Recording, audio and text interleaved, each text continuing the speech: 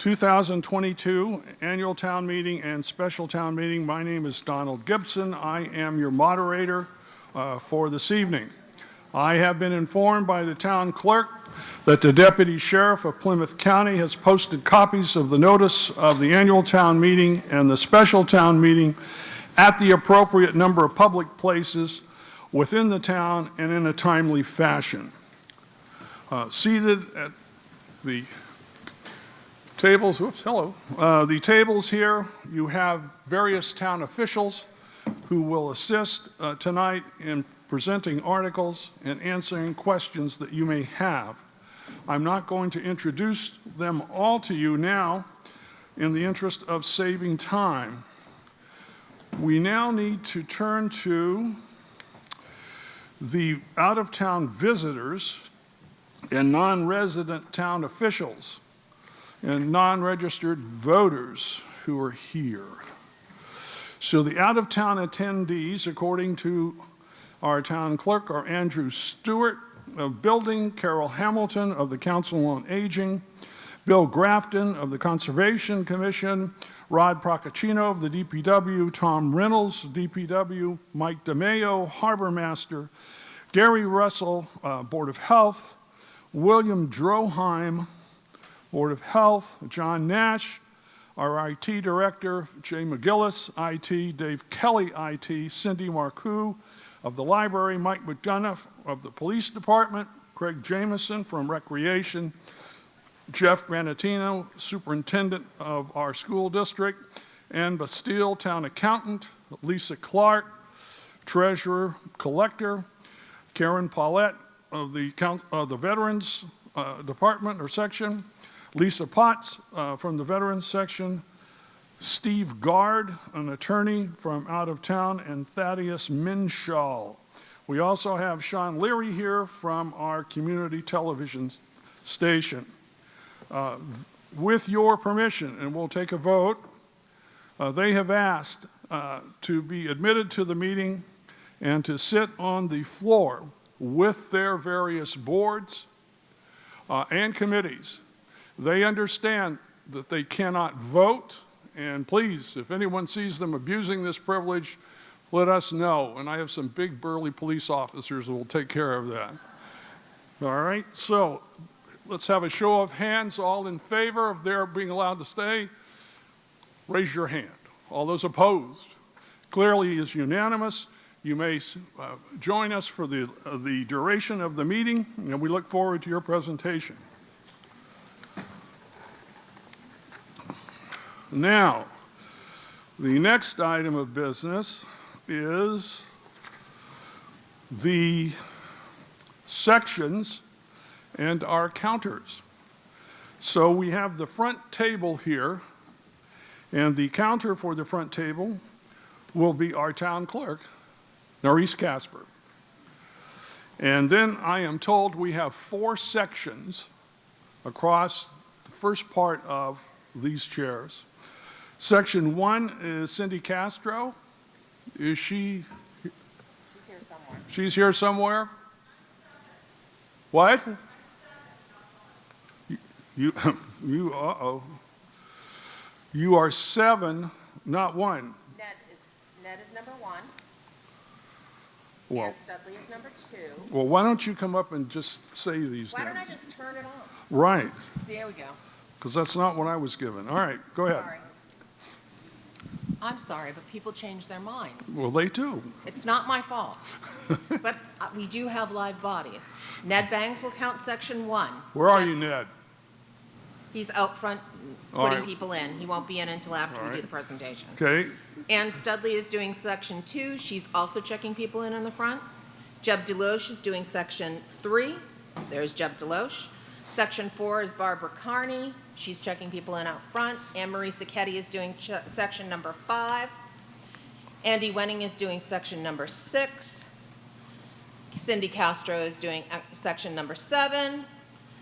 Anne Marie Sinnott is doing section number 8. Bert O'Donnell is doing section number 9. And Nancy Parekra is out front doing the floodplain thing. She'll be in, and she's going to do section number 10. And then Kevin Cantwell will do the bleachers if we need them. All right, so we have 10 sections in addition to the front tables. Correct. Correct. All right, we're all good on that then. Okay. Herding cats. Got to turn this on. All right.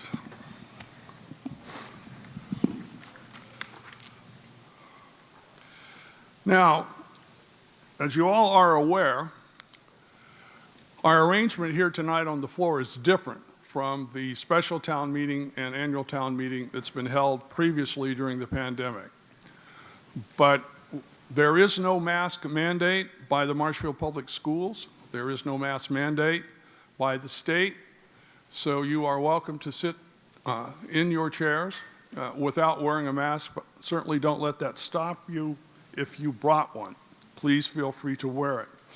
It's also obvious to you that social distancing is no longer being followed on the floor, although there are plenty of chairs, so if you want to maintain social distancing tonight, that won't be a problem. As far as speaking at the microphones, we still have the little bags, sandwich bags, that you can put on a mic when you approach the mic.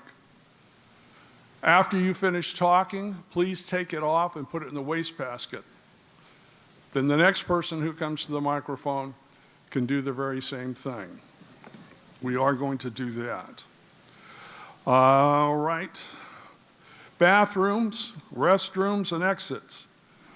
You will exit through this door to my left, to your right, at the end of the hall, which is different than what you have been doing these past town meetings. So you can exit the very way that you came in. It should be obvious to you that we have opened the windows along the gymnasium to improve the circulation and the ventilation here as part of a continuing effort to be as cautious as we can. Okay, now we have tonight, before I go any further, a consent agenda. And we have a consent agenda not only for the special town meeting, but we have a consent agenda for the annual town meeting as well. They are different colors. You should have picked them up. You should have picked them up as you entered the hall. If you have not done that, I urge you to do it now. The purpose of the consent agenda for the special town meeting and the consent agenda for the annual town meeting is to allow us to address certain non-controversial articles that produce little debate or which are required by statute. And if we can do that and get it passed by consent, we can then save that time that would have been used before when we come to the larger articles, such as the operating budget and the capital budget. So please, I ask you to take a look at them, study them now, because we're going to go to them very, very shortly without much further explanation. At this point in the program, I would ask that you stand.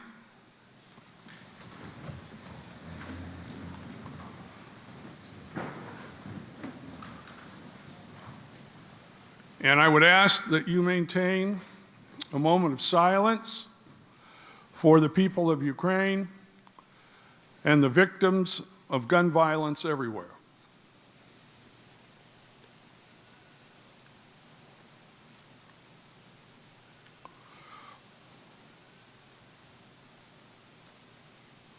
Thank you.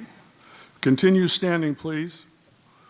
We will now have the presentation of the colors by the Scouts of Troop 424, who are presenting the colors this evening in support of citizenship, which is one of the pillars of their scouting program. I invite them to come forward at this time.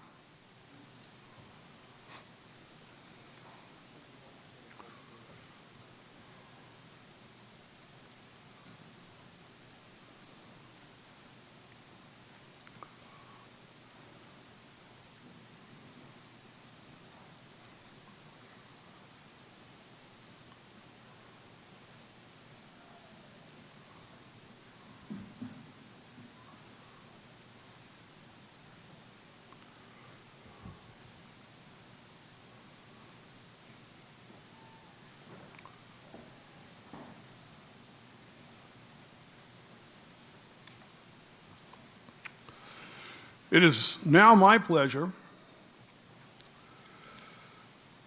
to direct your attention to the rear of the hall as I identify First Lieutenant Ryan Griffin, who is going to lead us in the Pledge of Allegiance. Before he recites it, I'd like to give you some background information concerning him because it's quite impressive. Ryan and his wife Molly moved to Marshfield in 2012 from Dorchester. They have 4 children: Keanne, age 15, Jackson, age 8, Tucker, age 7, and Piper, age 21 months. Ryan started his career as a seasonal police officer with the Nantucket Police Department in the summer of 2000. In 2004, he was hired as a police officer with the Groton Police Department, then became a federal air marshal in 2008. While working as a federal air marshal, he completed his Juris Doctor degree at Suffolk University Law School and subsequently joined the Massachusetts Army National Guard. Shortly after completing basic training and officer candidate school, he was hired by the Bureau of Alcohol, Tobacco, Firearms, and Explosives, ATF, as a special agent out of the Boston Field Division. Shortly after completing his special agent training, he completed his remaining training for the Army and was assigned as a fire support officer, then a platoon leader of the 101st Regiment Field Artillery of the Massachusetts Army National Guard. He recently returned from 1 year-long deployment in Baghdad, Iraq, where he was the executive officer of the counter-rocket artillery mortar known as CRAM mission at the Baghdad Diplomatic Support Center at the Baghdad International Airport. He was awarded the Combat Action Badge and the Bronze Star. I hope that you would please join me in a round of applause as I invite him to the front of the room.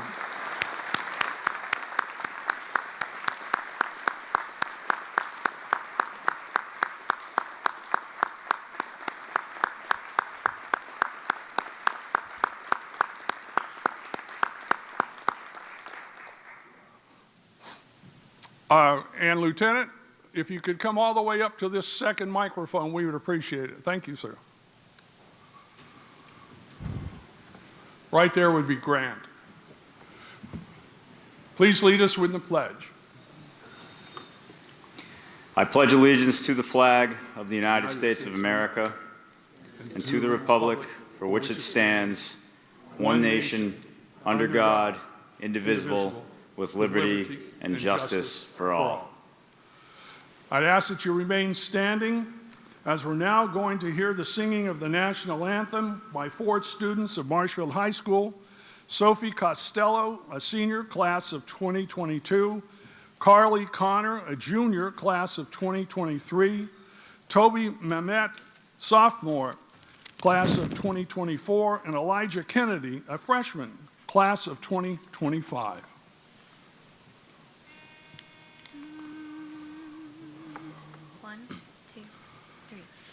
Oh, say, can you see by the dawn's early light what so proudly we held at the twilight's last gleaming, whose broad stripes and bright stars through the perilous fight o'er the ramparts we watched were so gallantly streaming, and the rocket's red glare, the bombs bursting in air, gave proof through the night that our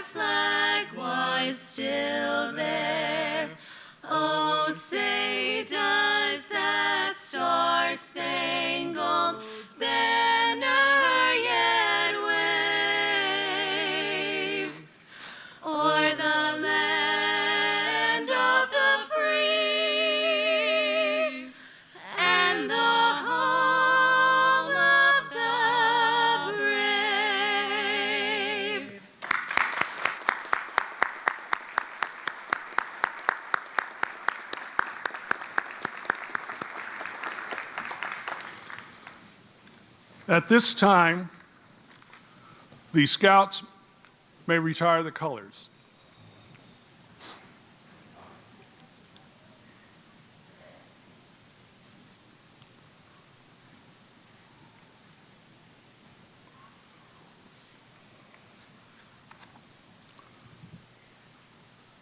Maurice, can I see your copy of the two consent agendas?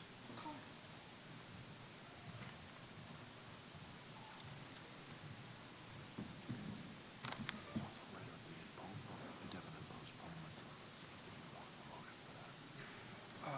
Why don't we just take them as they go?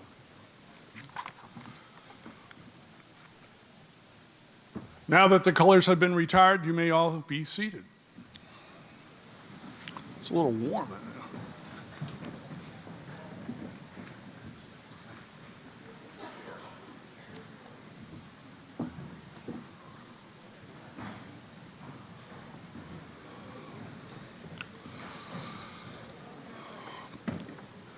At this time in the meeting, I exercise a moderator's privilege and recognize Joseph Rossi of the CRS PPI Committee for a public service announcement for the CRS program, which is the Community Rating Program for the Marshfield floodplain and the floodplain insurance regulations. He has a very important announcement for you.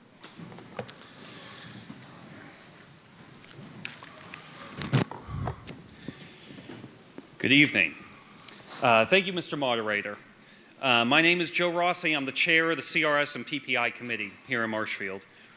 Marshfield has significant flood risk and is one of just 1,700 communities nationwide that participate in the community rating system, and just one of less than 700 with a Class 7, which reduces individual National Flood Insurance Program flood insurance policy premiums by 15% townwide. Participation in CRS shows FEMA that a community goes above and beyond minimum NFIP standards. And with the CRS and PPI committee oversight, we take floodplain management in Marshfield very seriously. As part of our mission, we focus heavily on public outreach, and I am here to share some of those public outreach messages with you.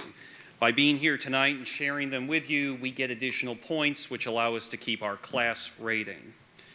So some of those messages are: we encourage all residents to purchase flood insurance. We require all improvements in a special flood hazard area to be permitted, and for substantial improvements to be brought up to current floodplain code. As a town, we enforce our floodplain management code seriously to protect all buildings and people from hazards. If you would like more information on flood insurance, flood hazards, or floodplain permits, please visit the CRS PPI webpage on the Town of Marshfield website, or see Andrew Stewart, our building commissioner, at Town Hall. And I'll plug that on May 12th, we have a flood insurance outreach at a site to be confirmed very shortly, but check our web page for details for that upcoming flood insurance outreach on May 12th. Thank you very much. You're more than welcome.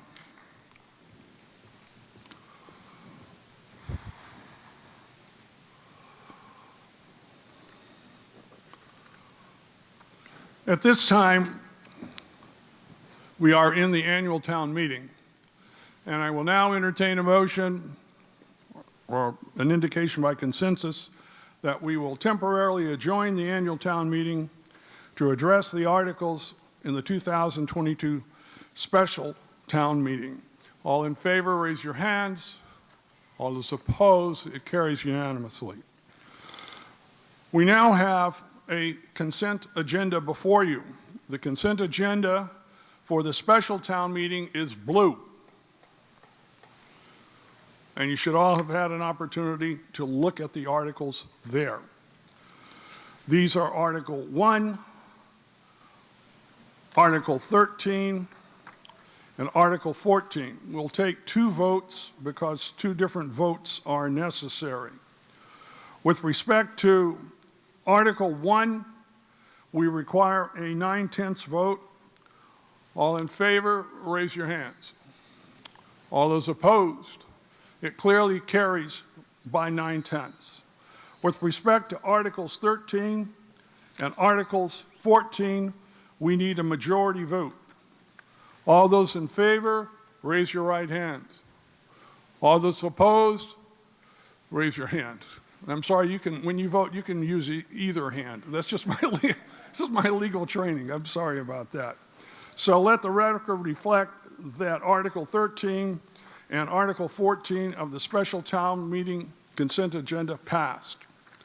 And when we get to the annual town meeting, we will do the same with respect to the annual town meeting consent agenda, which is green.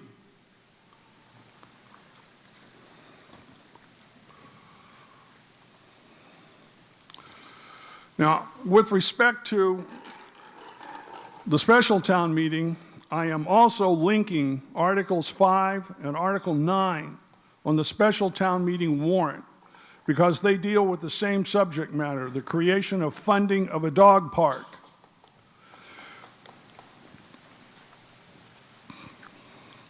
You should know that all the articles on both consent agendas were unanimously approved by the advisory board. In an effort to expedite the business of the meeting, I have also been informed that the Capital Budget Committee has considered and voted in favor of all articles on the special town meeting warrant and all annual town meeting warrant articles that involve capital expenditures. Should you have a specific question concerning a capital expenditure, I hope that a member of the committee is here and will answer it if necessary. But the committee has agreed that it is not necessary for me to call upon them each and every time a capital expenditure is before you. All the articles on the special town meeting warrant, save the ones that were just passed by the consent agenda, are required to be heard by lottery. Before we do that, I am asking Town Accountant Ann Bastille to give a brief financial report so that you will know going into the special town meeting and the annual town meeting the amounts in our major town accounts and what will be remaining in those accounts should all articles pass. I recognize now Town Accountant. Good evening. The town has approximately $33 million in cash. Our current OPEB balance is $705,000, and our current stabilization balance is $5.8 million. Our free cash starting balance is $2,663,747, and after the special and annual town meeting votes, the remaining balance will be $922,287. Thank you very much. I appreciate that greatly. So we now turn to the special town meeting warrant articles. Article 1 passed by consent. Article 2, the school committee moves that the town vote to accept the provision of Section 16 to 16I, inclusive of Chapter 71 of the Massachusetts General Laws, providing for the establishment of a regional school district together with the towns of Abington, Cohasset, Hanover, Hanson. I'm sorry, did I jump the gun here? I'm sorry. You think I would know after 5 years what we're supposed to do? All right. Oops. We're going to do Article 10 because we have to do them by lottery. And I just charged right into Article 2, didn't I? So Article 10, and then Article 9 is on deck. My understanding is that Article 10 is passed over and withdrawn. This was an article from the Community Preservation Committee and the Harbor Master, and I assume that's correct, Mr. DeMayo. So at this point, Article 10 is passed over. We now move to Article 9.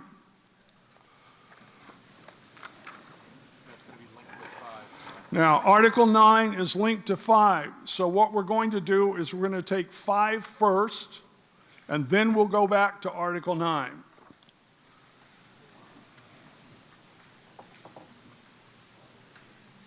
Where's my trusty ruler? There it is. And on deck, we are going to have Article 15.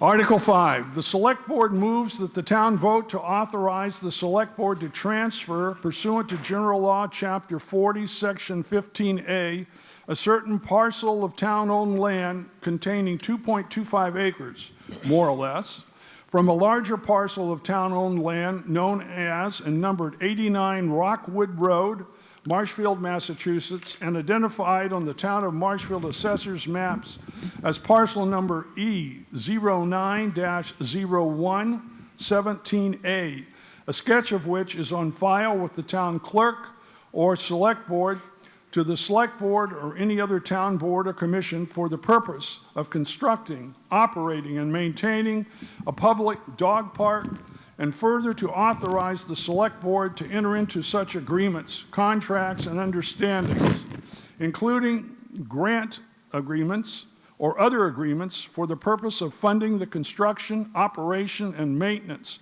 of a dog park. This is an article that is brought forward by the Select Board. I recognize the Town Administrator, Michael Maresco. And that doesn't look like him, but that looks like a former student of mine, Selectman Steve Darcy. Thank you, Mr. Moderator. Before I get started, I'd like to try to keep this article on the rails and quickly recap what has already been approved at a previous town meeting and then what we're voting on tonight. So at a previous town meeting, you guys already approved the town to accept a grant from the Stanton Foundation to help fund the construction of the dog park, and a location was approved for the dog park along Commerce Way. And what we're voting on tonight is a new location. It's a parcel that is going to save a lot of money, and it's going to be much more cost-effective to build upon, that is just down the street. And we're also voting for additional funding from the Community Preservation Committee. So first, I'd like to show you guys the new location proposed for the dog park. So in orange, that's the spot that was already approved on Commerce Way. And then you can see that the proposed location tonight is circled in red. And that is located between Roach Brothers and the Boys and Girls Club. So we have touched base with the Boys and Girls Club, and they are very excited for this new location. And the reason that we're looking to move here is because the parcel that was already approved on Commerce Way, the slope was so steep that to level and grade that site reached the point where it became cost prohibitive, right? So it's no mystery to anyone that we're seeing a huge spike in the cost of materials post-COVID. We have supply chain issues, so everything is more expensive than its historical average. So the calculus for building right now is going to be a lot different than its historical average. So the reason that this parcel in red is going to be much more cost-effective to build on is because it's flat, number one, which will save a lot of money in terms of grading. Number two, there's an existing parking lot there, which will save money. And there's existing trees for shade, which will reduce the number of plantings needed, and planting trees is very expensive. And the reason we're looking to build here is because I think it's a good fit because it's an existing recreational area, okay? We have the soccer fields there, we have the Boys and Girls Club, so now we have parents who can take their kids to their soccer game or practice and bring their dog to the park as well. So I think fitting into a larger recreational area is a good fit, and again, this site is going to save a lot of money in terms of building upon it. And one thing I want to explain to you guys is, based on some things that I've seen online, folks are wondering where the money is coming from, right? So most property owners in town pay a surcharge on their property taxes for the Community Preservation Act. And that is the independent funding source for the Community Preservation Committee, which is awarding us funding tonight to help build the dog park. Now, CPC money can only be spent on one of four things. That's recreation, open space, affordable housing, and the final thing that it can be spent towards beyond open space, recreational, and housing is the thing that we can appropriate that towards is historical. Thank you very much. We got some historical committee members here in the audience tonight. Thank you. And so, there are some folks who are worried that money is being taken away from sidewalks or from their roads, and that's not the case. It can be one of four things, and every single town meeting, we appropriate CPC money towards recreation and open space, which is what this park is. It's a public recreational space to be enjoyed by the public. And I've talked to so many residents in town who love Situate Dog Park, and they're tired of going there. They want to have a dog park here in Marshfield, and we have so many dog owners here in town. So let's have folks go to our dog park, stop at our local coffee shops and businesses along the way, and bring some activity here to Marshfield. Now, I know some folks may not be happy with CPC money going towards this project, but again, every single town meeting, we spend CPC money for recreational projects, which is what this park is going to be. And if you walk around your neighborhood, you'll probably see that every third house these days seems like it has a dog.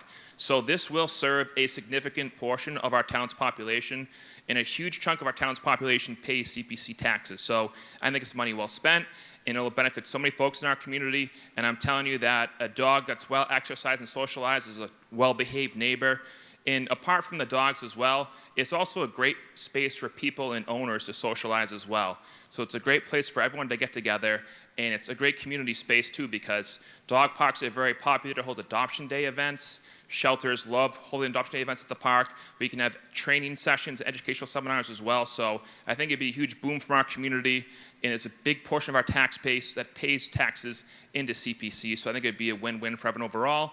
And then additionally, I think you'll see less wear and tear in our fields as well, because female dogs in particular, the urine can be destructive to the grass on the field. So if we can direct more people towards the dog park and not on the fields around town, you know, we'll save money in that front too. So if you don't have a dog, I think you'll benefit from the park. So thank you very much. Thank you. I would like to call upon now the advisory board. Susan, is it Tiswich? Am I pronouncing that correctly? I can't hear you at all. Okay.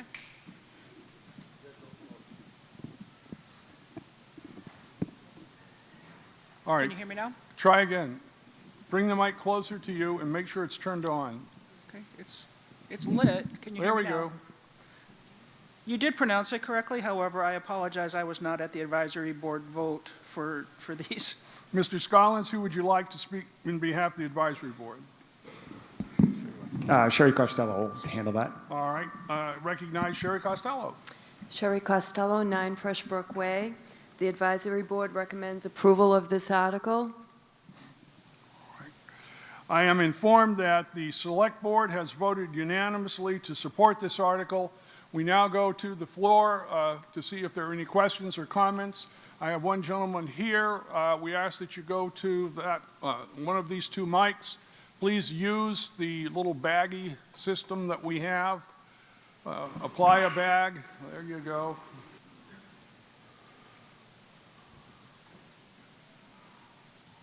And I recognize the gentleman at the front microphone. Please, your name and address. Sorry. Bob Shaughnessy, 231 Hampstead Way. I'm the chair of the Board of Public Works. I have a question about the land. I am for the dog park. If I went home and said I was against the dog park, my dog would bite me. All right? My daughter's dog would bite me. It's not the issue of the dog park. I have a question on the land. A few years ago, town meeting voted to put the care and control of this parcel for ball fields. So I would ask the moderator if the superintendent of public works can come up and talk about the parcel. So that's my question. Can the superintendent address the meeting concerning this particular parcel? That's correct. Is he speaking as an individual or on No, behalf speaking of the as the board? superintendent of public works who built the Rockwood parcel fields. All right, I would recognize that gentleman for 2 minutes. Okay, Tom? Yeah. Recognize Mr. Tom Reynolds, Superintendent, Department of Public Works. And I'm going to sit down. Are you right. all through then, Mr. Shaughnessy? My only question was to get Tom up to talk about the parcel because we had plans to build ball fields All right, for the well, kids you- versus the dogs. That's all I'm You saying. accomplished your missions. He's up. Go ahead, Mr. Reynolds. Mr. Moderator, Tom Reynolds, DPW Superintendent. In 2013, the town meeting voted to fund the construction of athletic fields at Rockwood Road, 17.5 acres of land, and at the cost of $985,000. I saw the plan, the proposed plan for the dog park. I'm not against the dog park. I think we can work together to make it happen. But when I saw the plan, the larger dog park's fence was on the goal line of the soccer field. And you've got to have a buffer. You know, that area where they're proposing to put part of the dog park is where our parking is, where our well is going, and where our storage facility is going. So I'm just a little bit concerned. The parcel is Assessor D09-01-17, and we also, in 2011, were granted an easement on the road to access these fields. So I'm not here to stop this from going forward, just to let people know that this land was already given to DPW for the construction of fields, and I just, you know, want to make people aware of that. And there is room up there to build this dog park, and I'm more than happy to work with the area that they're talking about was used as a temporary parking for the bus, for the commuter rail. When it was well known that that land would come back to DPW after it was used for that. So I don't understand why someone would say that that land was available when it wasn't. All right, Mr. Reynolds, stay right there for a moment. Mr. Reynolds, I have a question for you. I have a question for you, sir, if you would address it. What is your position? Are you urging the town meeting to vote against this article? Are you urging it to vote for the article, or are you urging that the article be amended? I would say it should be amended to take into consideration the land that was given to the DPW to build these fields. Are you proposing an amendment? I don't have one to make, but All right, well, there's no amendment on the floor, so we can't certainly vote on one. Well, hang on just a moment, Mr. Shaughnessy. I have another gentleman patiently waiting at the rear mic. Bob, how do you want to handle this? All right. Mr. Shaughnessy, if you make an amendment, we will address it. I'm advised by town council. However, if the amendment is more than 10 words, it must be in writing. That would be less than 10. You promise? All right. Get up here and make your amendment. Recognize Mr. Shaughnessy.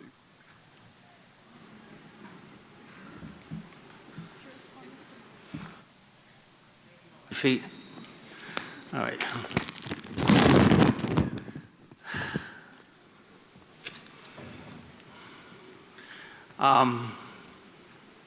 I'm not exactly sure where it would be, but the town should, in concert with the DPW, transfer the parcel. All right, Mr. Shaughnessy, why don't we do this? I know you want to produce an amendment, and we'll get to it. Let me get to this gentleman behind you, and that way you'll have a couple more minutes to think about exactly what you wanted to say. I will allow you to respond to, but in courtesy to this gentleman who's been standing back here, can you identify yourself, please, by name and address? John Kramer, 22 Rayfield Road. We hear you. Okay. I oppose having this funding for a dog park. There are a lot of places where people park their dogs or take their dogs for a walk. They go on the beaches, they go on the trails, they go in parks. I mean, we don't need to spend that kind of money. Our money could be better spent on fixing our roads or our sidewalks that need repair, or some potholes on the road. And I mean, if private organizations, they can pay for it, and our tax money shouldn't be paying for the stuff. And there are nonprofit organizations, why don't they pick up the tab and pay for it themselves instead of us paying for it? So, thank you. You're more than welcome. Mr. Shaughnessy, how are you coming with that amendment? I can fill the gap in the interim, Mr. Moderator. All right, we'll give him a couple more minutes. Recognize member of the Select Board, Stephen Darcy. Okay, so number one, as I mentioned earlier, CPC money can be used for one of four things: historical, open space, recreation, affordable housing. So it's not taking money away from sidewalks or streets. Again, it's an independent funding source that can be used for one of four things. Every town meeting, we spend that money on open space and recreation. Secondly, I'm going to defer to town council who can answer this question. He is our legal expert. This particular parcel is under the care and custody of the Board of Selectmen, not the DPW. So again, the Board of Selectmen control this parcel of land. Our town council can confirm this. And additionally, we have 2.25 acres to work with. There's plenty of buffer space to work with, and we're obviously going to do that. We have a couple different points of contact that we're going to have plenty of buffer space for. So I appreciate your concerns, Mr. Shaughnessy, but we will build in appropriate buffer space between the soccer fields nearby and anything else, and there's plenty of room to work with. Thank you, Mr. Moderator. You're welcome. Hearing that, Mr. Shaughnessy, is still a need for you to assert an amendment? I think we need to have something in the article saying that Well, what is- respectful of the select person, All that we need to share the design to ensure. All right, I need to have... Here's the article. Here's the thing. We need to ensure, under the town-owned land, line 1, 2, 3, containing 2.5 acres or more or less of the larger parcel of land, known as Rockwood, and identify the town, blah, blah, blah. I think for the purpose of building the dog park and the ball fields. So it's like, it's the purpose of operating and maintaining the public dog park and the ball fields, because we're still looking at maintaining the ball fields. Hang on. So is your only amendment then... Is to add the word ball fields. Wait a minute. Maintaining a public dog park and ball... You just want the words "and ball fields." And the ball fields, because we have already got approval for the dog. I understand that. I'm Okay. just trying to get what your wording is. And ball fields. A public dog park and ball fields. That's what you want? That's correct, because right now it is the ball fields was approved before. Is that all right? All right, we're waiting for it to come up on the screen. That is Okay. acceptable? I am told that that's an acceptable amendment. Okay. All right, so this is what we're going to do. Wait a minute. Okay. We're going to entertain, at this point, discussion on the amendment, and the amendment only, not on the main motion. Does everyone understand that? Yes, Mr. Shaughnessy? I would like to change the word ball field to the athletic fields. All right, so should read a public dog park and athletic fields. Correct. Can you change that, John Nash? That's acceptable.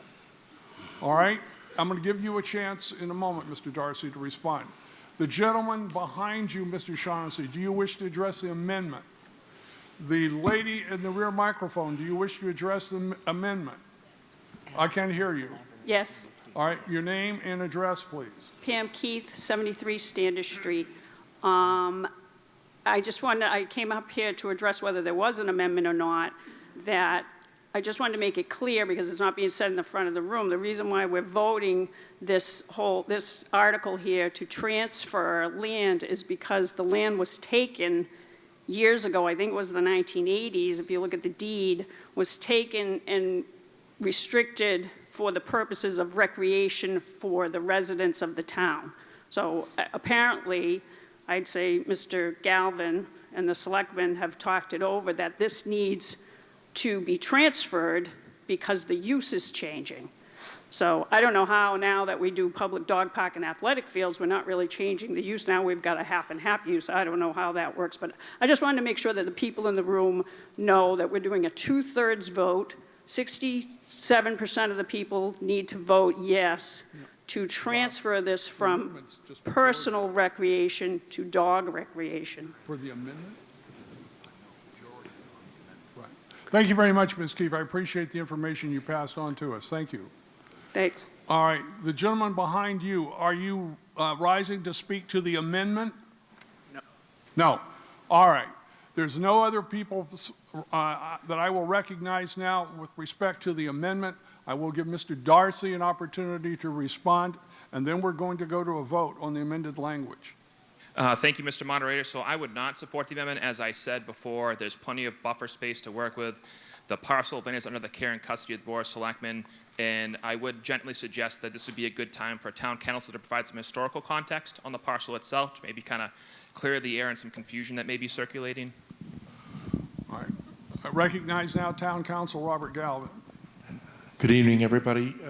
This land was acquired by an eminent domain taking by the selectmen on September 19th, 1988. So the prior speaker was correct. The land was acquired for public recreational purposes, but it was not placed in the care and custody of the Board of Public Works. So that is the entire historical context. All right. In order to transfer this parcel of land or use it for any other purpose, Chapter 40, Section 15A requires a 2/3 vote. So it's 2/3? On the approval of the article, the amendment only requires a majority. That's what I thought. All right, we're going now to vote on the amendment only, made by Mr. Shaughnessy. For it to pass, it requires a majority vote. All in favor, raise your hands. All those opposed? Well, let's do that one more time now. If you want to vote on this, let's get those hands up. All right, all in favor of the amendment, raise your hand. All those opposed? The amendment is defeated. We go on now to the main motion. Do you, gentlemen at the rear microphone, do you wish to speak to the main motion? I'm sorry? Yes. I will. And remember your baggie. I will. Thank you. And after you finish speaking, please deposit it in the waste paper basket. Thanks.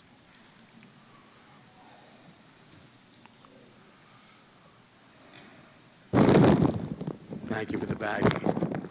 You're welcome. Name and address? Joe Schran, 675 Summer Street. So I'm rising in support of the dog park for various reasons. One of which is we are one town, and for many years we've had a tradition of voting for many things that some people will not directly benefit from. But in this case, everyone actually can benefit from this because dog parks actually increase the value of your property. It's remarkable. The other thing that we have is clear evidence that during COVID, people who had dogs had less incidence of depression and anxiety because of the relationship that dogs have with people. It's true, I can show you the data. So what I'm saying is we have an opportunity now to really build something that the town has needed for a while. I've been in support of a dog park for a long time, as long as we call it a dog bark. But I think really this is the moment where we can come together once again as a town and show that we have an opportunity to help not just all the people here, but, as Mr. Darcy said before, bring more revenue in because people will come to Marshfield to go to the dog park. Thank you very much. Thank you very much, Dr. Schran. You don't need to clap. Gentleman behind you, I recognize him at the rear microphone.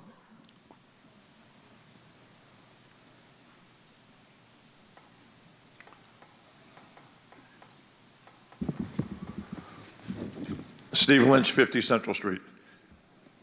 In Marshfield, our town coffers are overflowing with tax dollars. We have millions and millions of dollars in surplus money that we just create jobs for.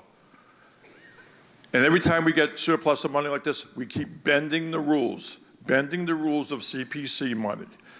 This is about dogs, not about human recreation. You're going to spend my CPC money that I give you, then I'm all for ball fields for children. We should vote this down and spend the money to build ball fields for children there like it was supposed to be done. The people we stole this land from with eminent domain should be suing us for changing the rules now after we took it from them. Thank you. Thank you, Mr. Lynch. I recognize the lady at the front microphone. If you want to talk, I know you want to maintain some social distance, that's fine, but if you want to talk on this article, let's get up to the microphones, please. We're going to go to a vote here in just a moment. Carol McCory, 311 Pine Street. I have a quick question and a comment. What percentage of households in Marshfield have children in our schools? How does this relate to the dog park? We take our children to the playgrounds and we take our dogs to the park as members of the community. All right, so your It's recreation. All right, so what is it you're looking for? I'm sorry. The percentage of households in Marshfield that send children to our schools Right? or have children, period, in the census. All right, so you want to know how many children there are in Marshfield? How many, Steve Darcy commented that 30% of households own dogs and are likely to use this park, which is right. And all of us bring our children to the playgrounds. I bring my grandchildren to the playgrounds, and people who own dogs bring their dogs to the park. Dogs have become part of the family. Does it correlate? All right, so what is the question, I'm sorry, ma'am, that you want to answer? The question is, what percentage of households in this town have children under age 10? Does anyone know that quickly?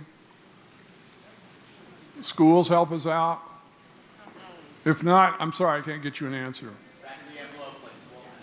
What's that, Ms. Miller? I'm getting information from Tom Miller of the superintendent's office. He says 10 to maybe 12.5 or 15%. Okay, thank you. I would speak in favor of this dog park. It affects all of us in the community at every age level. A larger proportion of the households own dogs than actually have children that we send to schools and send to our playgrounds. Thank you. All right, thank you very much. We have 2 more speakers, and that's it. We will go, I'll go to the rear microphone. We'll come back to the front microphone. I'm going to give Mr. Darcy 30 seconds to sum up, and then we're going to go to a vote. All right, rear microphone, then the front microphone. Helen Burgess, 18 Little Lane. In another article for this town meeting, the Community Preservation Committee is spending approximately $1,400,000 on the 4 items that were mentioned. $264,000 of that is for affordable housing.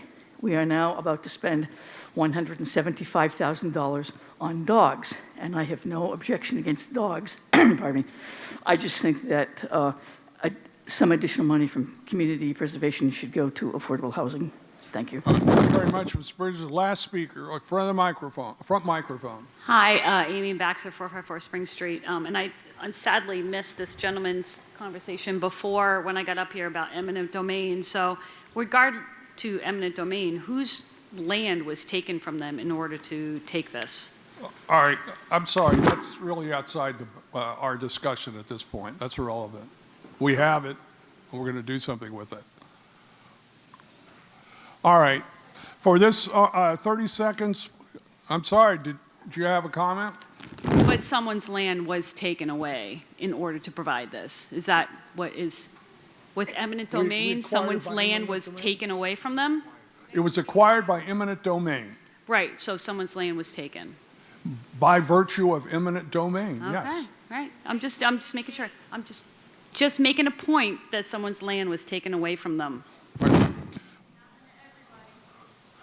All right, you have 30 seconds. I'm sorry, I'm not recognizing any more speakers from the floor. 30 seconds to sum up, we go to a vote.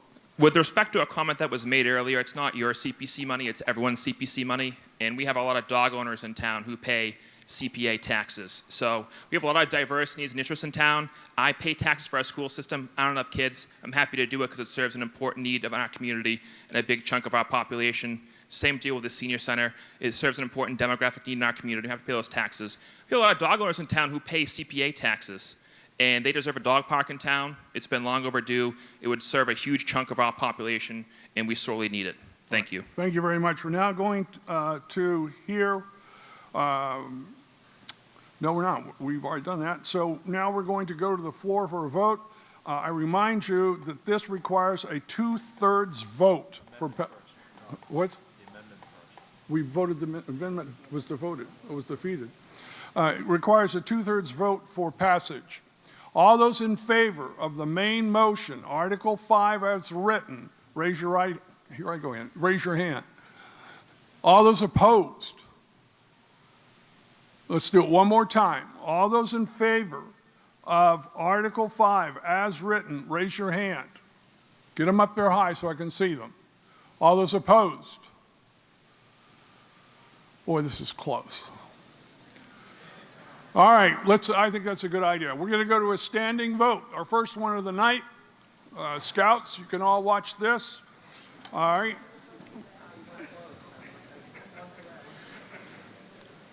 All right, I'll go to the front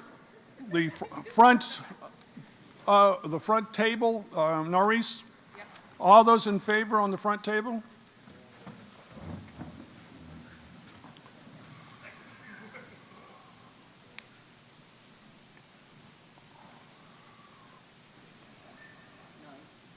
Nine. All right, Section 1.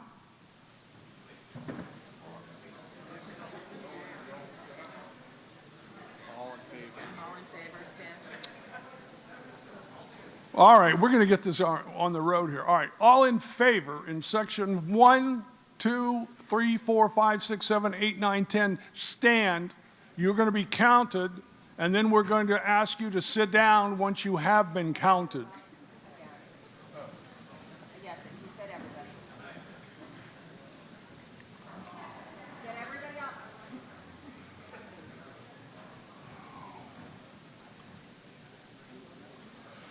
If you want to be counted, you have to be on the floor.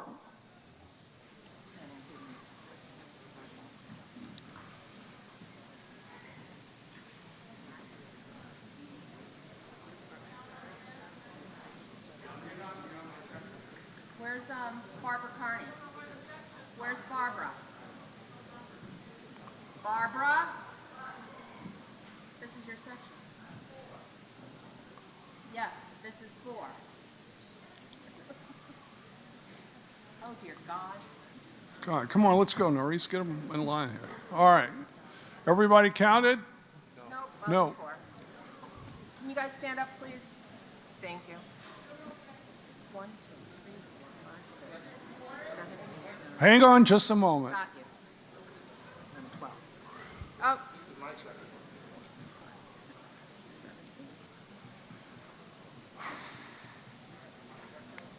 You're counting that one now? This is section 1, this is section 1. They go 1, 1. We changed it now? No, that's not. Please don't. All right. All right. Has everybody been counted, please? Who hasn't been counting? Which section? All right, who's counting them over there? Let's go. Are you counted now? All right. Front row, front of the hall. All those in favor? 9? What? 10. Section 1, 8. Section 2, 16.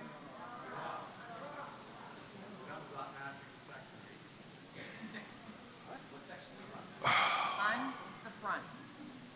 I don't have a front section, so it's going to start at 1. You can't do that. No, you need to add it to the end then. Add it at the end. You can't do that.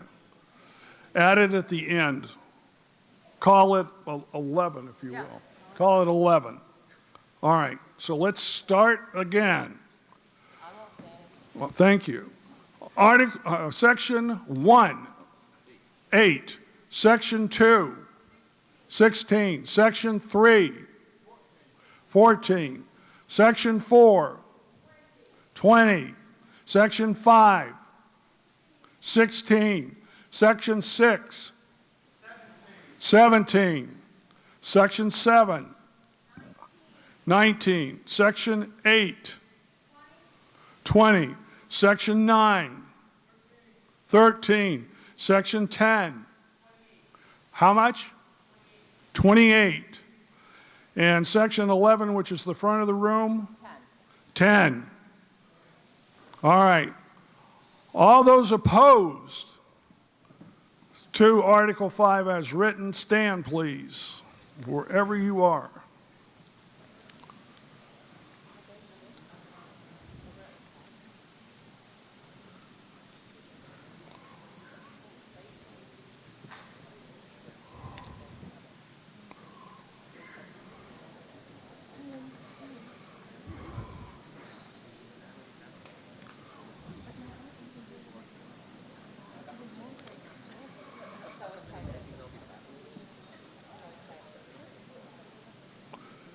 All right, as soon as you've been counted, please sit down.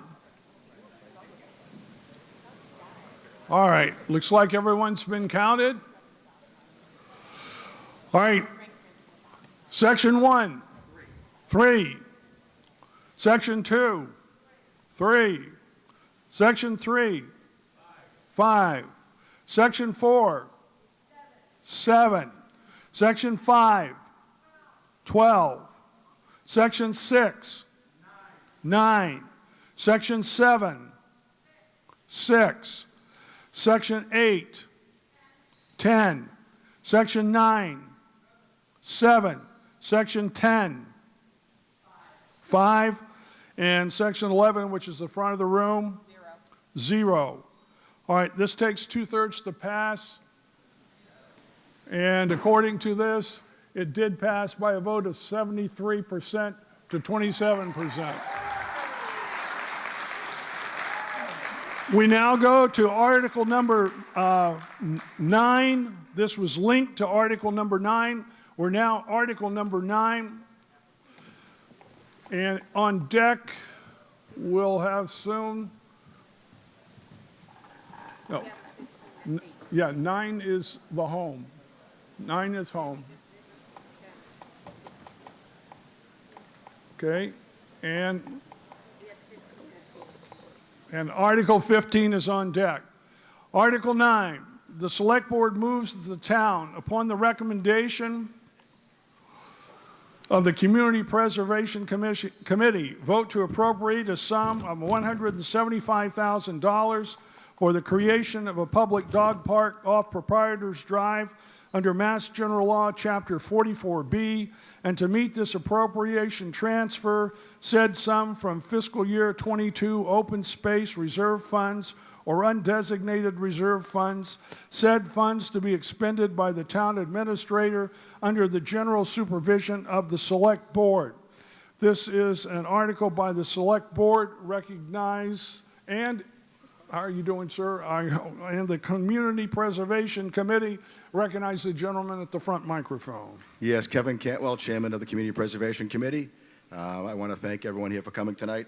I'll give the spiel about the Community Preservation Committee later on, but we do start our work in September of every year, and we vote on articles up through January, February. The dog park, as Mr. Darcy has said, had previous funding from CPC, and due to the constrictions of the land they initially were on, they came to us with a much higher amount, and working with Mr. Darcy, the Friends of the Dog Park, and our town planner, Greg Guimond, we found another parcel that's saved almost $500,000 off the initial amount. The CPC recommended $175,000 towards this parcel, towards this project, I'm sorry, in addition to the Stanton funds. As Steve had mentioned before, CPC funds can't be used for some other stuff. People were talking about other projects they can't use it for.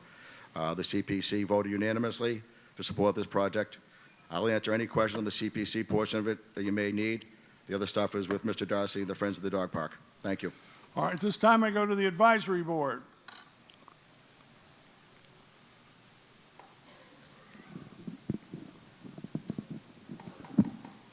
Sherry Costello, 9 Freshbrook Way. The Advisory Board recommends approval of this article. This is a good site. It's centrally located and easily accessible. There are a lot of dog owners in the town, and the park is a good amenity to offer to our residents and overall a good enhancement for the community. Thank you very much. I'm told that the Select Board unanimously voted in support of this particular article. We'll go now to the floor for questions. Please, if you have a question, go to the microphone, grab a baggie, put it on the microphone when it's your turn to talk, and we'll take them as best we can. I recognize the gentleman at the front microphone. Can you hear me? Yep. Yes, I can. Hey, so I have a question on the previous. Your name and your Oh, I'm address, sorry. please. Yep. Steve Goodhue, 70 Cedar Road. Thank you. Hey, so on this article is kind of linked with Article 5, the one we just voted for. In there it mentioned maintenance. Where's the maintenance money coming from for the park? Can you answer that, Mr. Darcy? Sure. Or can you answer? I mean, I can answer it if you want. The Friends of the Marshfield Dog Park will be paying for the maintenance. Okay, so they'll take care of keeping the lawn going or anything else like that? Okay, great, thank you. All right, go to the rear microphone. Eric Kelly, Peterson Path. This whole dog park thing's been going on for a few years now between poor choices and picking spots for it and all that. But if I remember correctly, I thought that this was supposed to be privately funded. Would I be correct about that when this was first brought up? Who would like to address that? Can you address that for us? Mr. Cantwell or Mr. Darcy? Sure. I can answer that. Yeah. So from the beginning, the dog park was a combination of the Friends of the Marshfield Dog Park, a 501c3, money from the Stanton Foundation, and that's a private organization that gives construction grants to fund the dog park. And then from the beginning, we did obtain public funds from the CPC to help build the dog park. So it's been a combination effort from the beginning to build a public recreational park in Marshfield. How much were you getting from the, what was it, the Stanton Fund again? 225. So we got 250 in total. 25K is used to basically take the design for the park and have an architect build it into bid-ready construction documents, which leaves 225 to build the construction of the park itself. All right, answer your question, Mr. Kelly? Yes, thank you. You're more than welcome.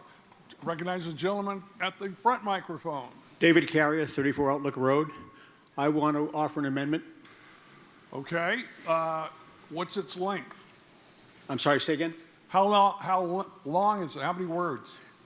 I have about 6 words. All right, then it doesn't need to be in writing. What is your amendment?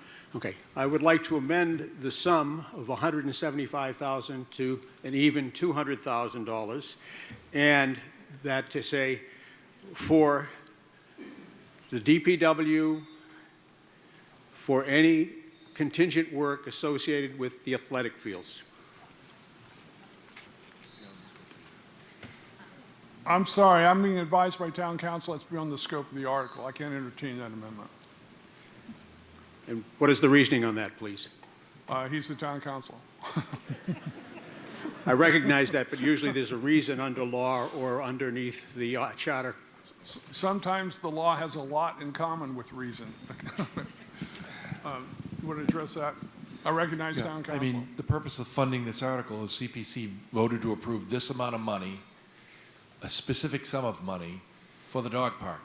This is now an amendment that seeks to add additional money beyond the scope of the article for a different purpose. But I have a comment to make before I sit down, Mr. Moderator, if I might. Addressing your amendment or the article itself? This article, I will withdraw the amendment, but at this time I would like to point out that we will bring it forward under capital. Thank you very much, sir. I recognize the gentleman at the front microphone. Thank you very much. Oh, wait a minute. I skipped someone. Take him first. All right. If you put the pull that microphone up so we can hear you. Thank you very much. Dan Bowen, 77 Ocean Street. I just have a question for Mr. Darcy. What would No, be... the questions come here. Oh, Other sorry, side moderator. if he needs The to question answer. is, how about the disposal of waste? How is that going to be taken care of? Can you answer that question, Mr. Darcy? Yes, I can. Would you please? Sure. So it'd be a combination of two things. We're going to have posts up with dog dispensing bags that'll be replenished on a regular basis for folks at the park. And then anything that gets missed, the Friends of the Marshfield Dog Park will pay a company to come by 2 or 3 times a week to pick up the waste. So for example, the Situate Dog Park uses a company called Duty Calls to handle that, take out the trash bags, replenish the dog bag posts. And then I know in Marshfield there's a local company called South Shore Pet Waste Removal, so they're another potential vendor as well. But we would, anything that gets missed by the folks using the park and not using the bags, dispensers on site, we would pay to have a company come by and clean up the park. So it won't end up at the transfer station, the Marshfield transfer Excuse me, station? do you have another question? It's a follow-up question. So any of the refuge from the park, does it end up in the Marshfield transfer station? Can you answer that question, Mr. Darcy? They take the trash and take it wherever they ordinarily would. They take out the trash barrels, pick up what's there. I don't know where they would take it or what their preference would be. He doesn't know, Mr. Wall. Okay, so it's Mr. Moderator, it's not upon the town to get rid of the waste? It's on these private companies? I am being told, I'm listening as you are to what's being said at the front of the hall. So I'm told that they're making arrangements with the company to dispose of the waste that's generated. Okay, thank you. You're more than welcome. Recognize the final speaker on this article at the rear microphone. You have to speak up. Can you hear me better? There we go. There we go. Jim Cantwell, I'm the much younger Cantwell, 103 Tilden Road here in Marshfield. Coming to say, this effort to build this dog park has been going on for decades. Many of us remember Kay Ramsey leading this time and time again before. I appreciate the hard work of Steve Darcy and all these folks. I just would urge folks to vote in favor of this, and for the selectmen, to all the questions that were raised tonight, to make sure that there are efforts to make sure to meet those issues about disposal and about working with the DPW. It's a great article, been great work by Steve Darcy. I'd urge people to vote in favor of it.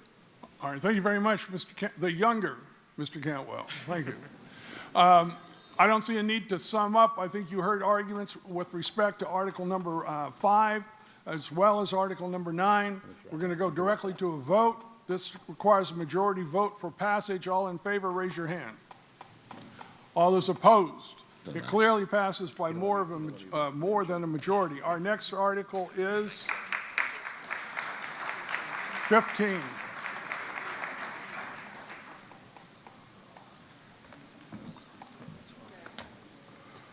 Our next article is 15. The Select Board moves, please, may I have your attention? Come on. The Select Board moves that the town vote to accept the provisions of Massachusetts General Laws, Chapter 40, Section 22F of Massachusetts General Laws, which authorizes that any municipal board or officer empowered to issue a license, permit, certificate, or to render a service or perform work for a person or class of persons may from time to time fix reasonable fees for all such licenses, permits, or certificates issued pursuant to statutes or regulations wherein the entire proceeds of the fee remain with such issuing city or town, and may fix reasonable charges to be paid for any services rendered or work performed by the city or town or any department thereof for any person or class of persons, provided, however, that in the case of a board or officer appointed by an elected board, the fixing of such fees shall be subject to the review and approval of such elected board. This is an article put forward by the Select Board. I recognize Mr. Moresco, Town Administrator. Mr. Moderator, thank you. Michael Moresco, 201 Arlington Street. This is very simple. Article was brought forward regarding municipal lien certificates. As folks know, when you sell or buy a house, in order to do the transfer, you get a municipal lien certificate. The realtor gets it, and it's really to protect the buyer, the seller, and the town. What we're looking to do is raise the fee. The fee hasn't been raised in over 20 years. We're one of the lowest around. We charge $25. The bulk of the communities around us charge $50, so we're just asking to raise that fee to $50 from $25. All right, called upon the Advisory Board, Mr. Scollins. Thank you. Tom Scollins, Advisory Board. This allows us to align with Mass General Laws to fix the reasonable fees in town, and we have not had, like Michael said, a raise in that for quite a while. Advisory Board recommends approval of this article by a vote of 6-0. I'm informed that the Select Board unanimously voted to support this article. We're going to the floor. I see one gentleman at the rear microphone. I don't see anyone else. Let's go to the rear microphone. Please state your name and address. Good evening, Joe Pasevich, Wilson Road. I heard about municipal lien certificates. Could you give us some more example of what fees are covered by this motion? Can you answer that question, Mr. Moresco? Excuse me, Mr. Moderator. I mean, like dog fees, ambulance fees. I mean, no, we're talking about municipal lien certificates. That's all? That's it. Just municipal lien. Is that? That's correct. Okay. Thank you. You're more than welcome. Seeing no one else at a microphone, we're going to a vote. This requires a majority vote for passage. All in favor, raise your hand. All those opposed? It clearly passes by more than a majority. We're now going to Article number 8, and what's on deck? 6. 6 is on deck. Article number 8, the Select Board moves that the town vote in accordance with Chapter 59, Section 38H of the Massachusetts General Laws to authorize a payment in lieu of taxes known as pilot, a pilot agreement to be negotiated by the Select Board in conjunction with the Board of Assessors for a period of 20 years with the owner/developer of a ground-mounted solar photovoltaic installation, whereby said owner/developer will pay the town a sum of monies per year relative to a portion of land located at 33 South River Street, Marshfield, Mass., also shown on the town of Marshfield assessors maps as parcels G08-07-12 or 12E, currently serving as a parking area for the Marshfield Fairgrounds and associated equipment, and for the purpose of creating renewable electrical energy, and further to allow the Select Board or the Town Administrator,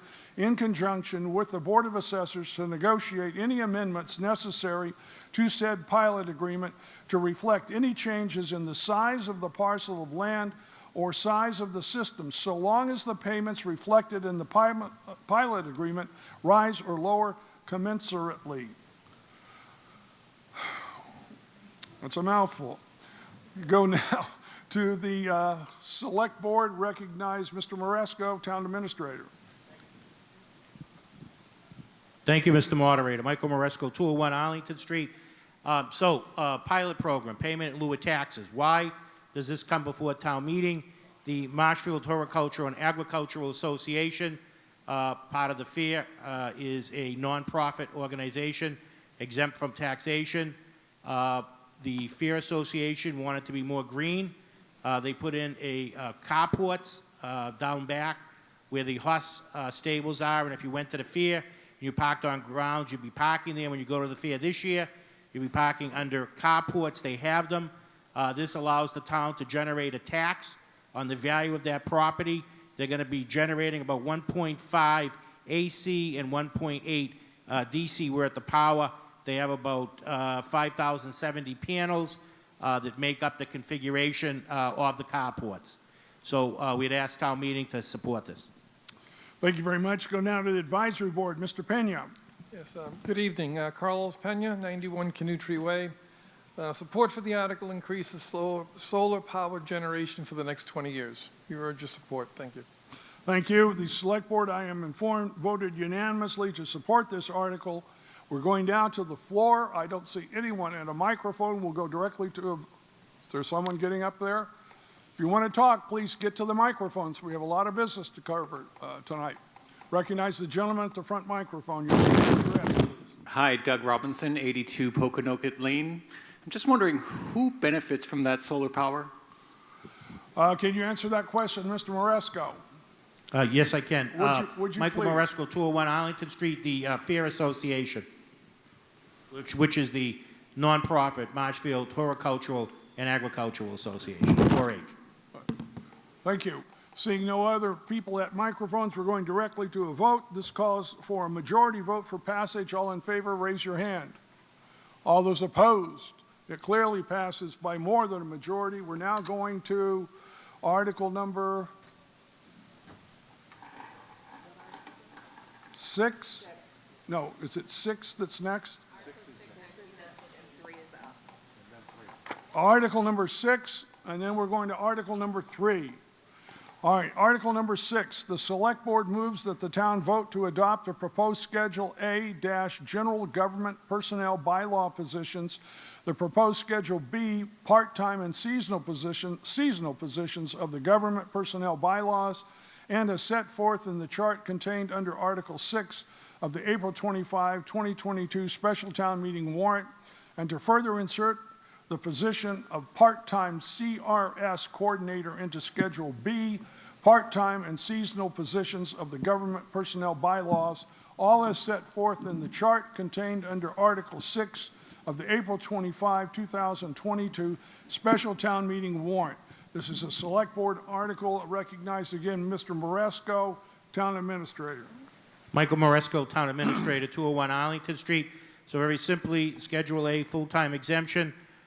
We made an adjustment for the beach administrator, and we also added the community rating system. We have a employee that works for us, and this creates a stipend for the additional work and classes that they had to take to be able to do this. As it relates to Schedule B, we had to make adjustments to meet the minimum wage and to be competitive with what we pay part-time and our seasonal employees. Thank you very much. I'm informed that the Select Board voted unanimously to support this article. Go down to the floor. I see no one at the other microphone. It requires a majority vote for passage. All those in favor, raise your hand. All those opposed? It clearly passes by more than a majority. We go now to Article number 3.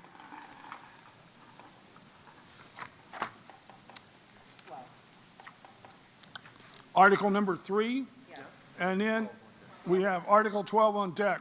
I now intend to exercise moderator's privilege, and I would recognize Carol Hamilton, Director of the Council on Aging, who intends to thank this meeting for financing the Senior Center project and to invite you to an open house on June 25th. I recognize Ms. Hamilton.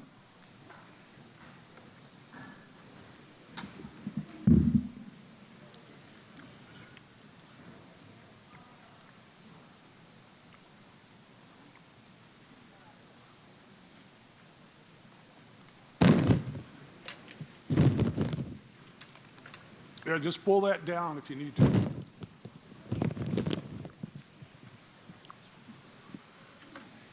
On behalf of the Council on Aging, Just state your name and address, please. we would like Carol Hamilton, 59 Winthrop Avenue, Braintree, Director of the Council on Aging. On behalf of the Council on Aging, I would like to thank all of the citizens of Marshfield and the leadership for all of your support in expanding our senior center.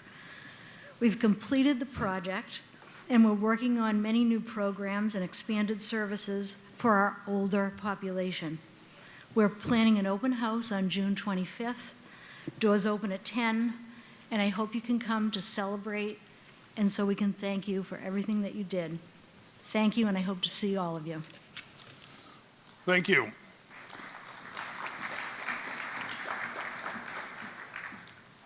Article number 3.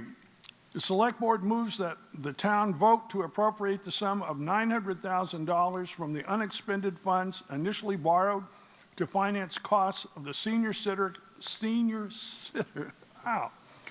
Center construction project, as approved under a vote of the town passed November 18, 2019, Article number 14, which project is now complete and for which no further financial liability remains, and transfer said sum to the Town Hall renovation account to pay costs associated with renovations at the Town Hall, including all costs incidental and related thereto.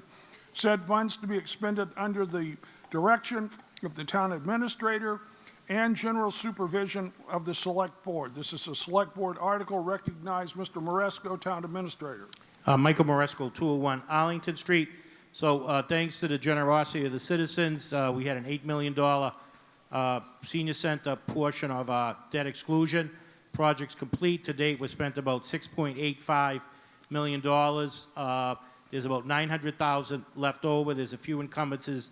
We needed to leave some money there for some last minute, but the $900,000, because it's a capital project, needs to go back to a like capital project. Town Hall, the money's going to be used to replace the 4 bathrooms that are the original bathrooms in Town Hall. We're going to have a modern media center. We'll be using some money that we get from the cable companies when we renewed the contract to beef up the technology and the larger seating area for about 68 people in the chamber, and some other minor modifications. And we'll be using it, and we'll be able to do all those improvements with no additional charges to the taxpayers. $900,000 will cover the bulk of that. All right. I'd ask, we go to the advisory board, Mr. Scollins. There we go. We got it now. Tom Scollins, Advisory Board. Based upon the like use, we think this makes very good financial sense. The Advisory Board recommends approval by a vote of 6-0. All right. At this time, we're going to the floor for comment. I see the lady at the front microphone. Please, would you apply your baggie? I did. Good for you. Couldn't see it from here. And state your name and address. Yana Lambert, 25 Liberty Road. I have a comment. I don't know how to amend the article, but my comment is the senior center addition is wonderful. I've benefited from it, as I know many others have. It's very disappointing that the new senior center addition does not use any green energy. It was not designed with green energy in mind in part of its design. I would like to see some part of that $900,000 put into solar panels to provide green energy for some of the HVAC costs for the senior center. And like I said, I don't know how to word this as an amendment, but the senior center addition should have been built with green energy in mind and as part of its design. I'm advised by town council that the amendment that you're contemplating would take this beyond the scope of this article. I would call your attention, though, there are two resolutions at the end of the annual town meeting. They're going to be talking about green energy, and maybe this is something that the selectmen, if they pass, will ultimately conduct a hearing, and you can come forward at that time. Could I amend it so that not all of that $900,000 left over goes to the town hall renovations and that some part of it is kept in reserve for the purposes of green energy for a building that was not built according to those two resolutions using green energy? I'm advised no. You can amend the amount. Go ahead. The amount. Can I amend the amount? In what direction? We normally, Downward. Hang on. The tradition here is, as far as amounts of money, that we entertain amendments if you're going like up around 10% or down by 10%. What is your intention? You know, I have no idea what it would cost to put green energy, you know, to put solar panels on the senior center so that it actually was in line with the 2030 roadmap that Charlie Baker signed into law that we have to be in compliance with by 2030. In other words, don't spend this $900,000 now. We're going to be spending it before 2030. All right, I'm still being advised that your proposed amendments on green energy are beyond the scope of the article. Fine. How about if I just say 90,000, 10%? Let's keep 90,000 in reserve for some solar panels for the senior center. Is that?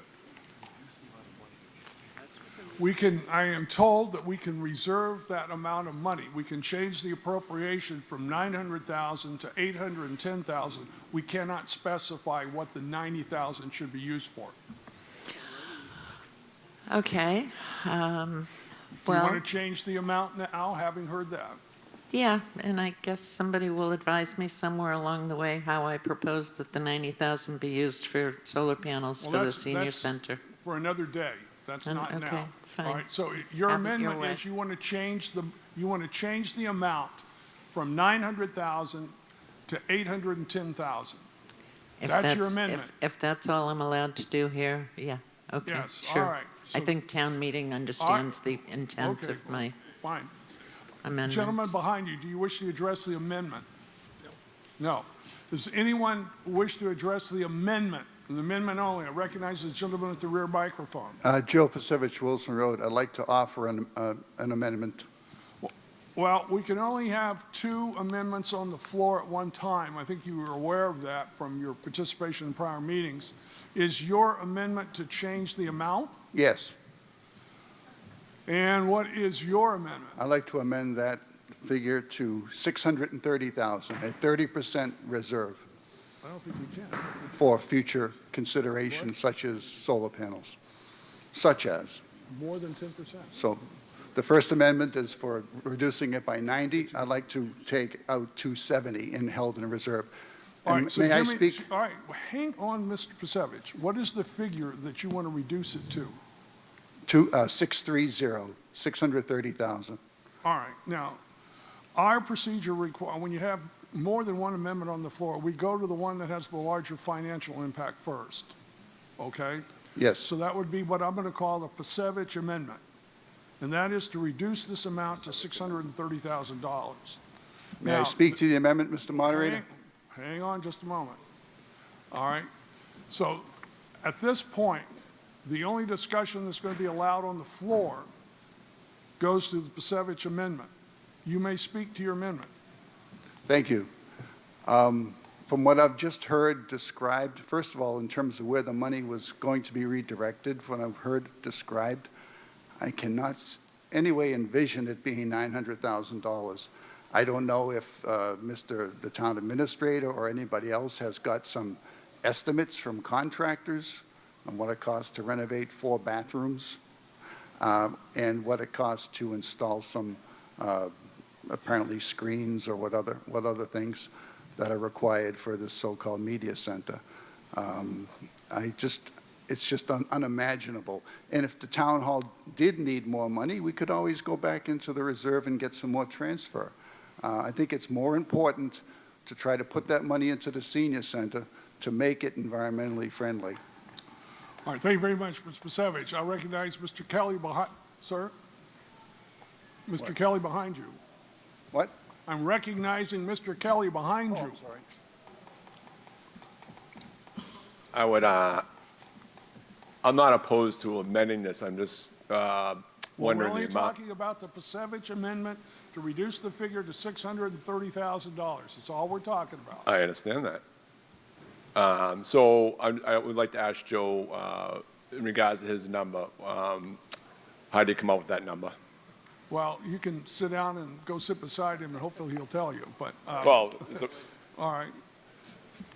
it's, all right, because I wanted to put an amendment. No, I can't. There's two No, I'm amendments. just saying, I There's just two wanted to put an amendment in aside from this, so I There's had two other plans amendments, myself. Mr. Kelly, on the floor right now. We can't entertain I know, I'm another waiting.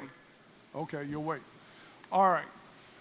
I'm going to come back to the front microphone, and then that's it. We're going to vote on the Pasevich amendment. Ma'am, did you want to talk about the Pasevich amendment? I just want to say What? that I'll Excuse me. withdraw my amendment in You're- favor of Pasevich, and for a change, I'm Thank you very much. We appreciate agreement. that. The $90,000 amendment is withdrawn. The gentleman behind you. Yes, sir. Do you want to talk to the Pasevich amendment? No. Mr. Maresco, would you like to address the Pasevich amendment? Yes, thank you, Mr. Moderator. Michael Moresco, 201 Arlington Street. So, photovoltaics, that's a great point. I'm glad that there's so much support. As folks know, town meeting supported one of the biggest power purchase agreements for the town. So we're putting photovoltaics on the Cap landfill, huge. Photovoltaics at the senior center in the form of carports. Photovoltaics at DPW, carports. Roof-mounted unit at the sewer plant. Police station, carports in the parking lot, on the school buildings. Photovoltaics on the roof or parking lot. So we're doing as much as we can for green energy. That's already been done. We have a company that does that. To follow up on Mr. Pasevich asked about the cost of renovations, $1.3 million. That includes 4 new handicapped accessible bathrooms, the media center, and some other office changes within the building. Thank you. Thank you very much. All right. At this point, we're going to vote on the Pasevich amendment. For the Pasevich amendment to pass, it must pass by a majority vote. All in favor of the Pasevich amendment, which reduces the amount from $900,000 to $600,000, raise your hand. All those opposed? The amendment's clearly defeated. All right, we're back to the main article as written. I'm recognizing this gentleman at the front microphone. Take that baggie off if it's not yours. If Put it it's on. Good I for just put you. it on. All right, your name and address. Tom Whalen on Main Street. I think a couple of years ago, we passed an article at town meeting in order to be able to return funds back to unused funds. I might be wrong, but as I look at this, the renovations of Town Hall should be considered a new capital project. And we shouldn't be using existing funds for a new capital project because we haven't seen a budget or anything. All right, so you are suggesting that the article be defeated? Yes. All right, in its entirety? Yes. All right, thank you very much, sir. I appreciate that. I recognize Mr. Kelly on the main article, and we're going to go to a vote. Mr. Moderator, since the Pasevich amendment was defeated, do you want to change the number up there? Yeah, can you change the number back to 900,000, please? I can't see it from here, so thank you for pointing it out. As much as I could see Mr. Maresco and the selectmen wanting to doll up the town hall even more, is what they did. Our neighborhoods are suffering. I would like to take a chunk of this, if possible, and apply it to streets and sidewalks. Is that possible? No, it's outside the scope of the article, it's not possible. Now, could you explain why it's outside the scope of the article to me? Do you want to address that, please? I recognize Bob Galvin, Town Council.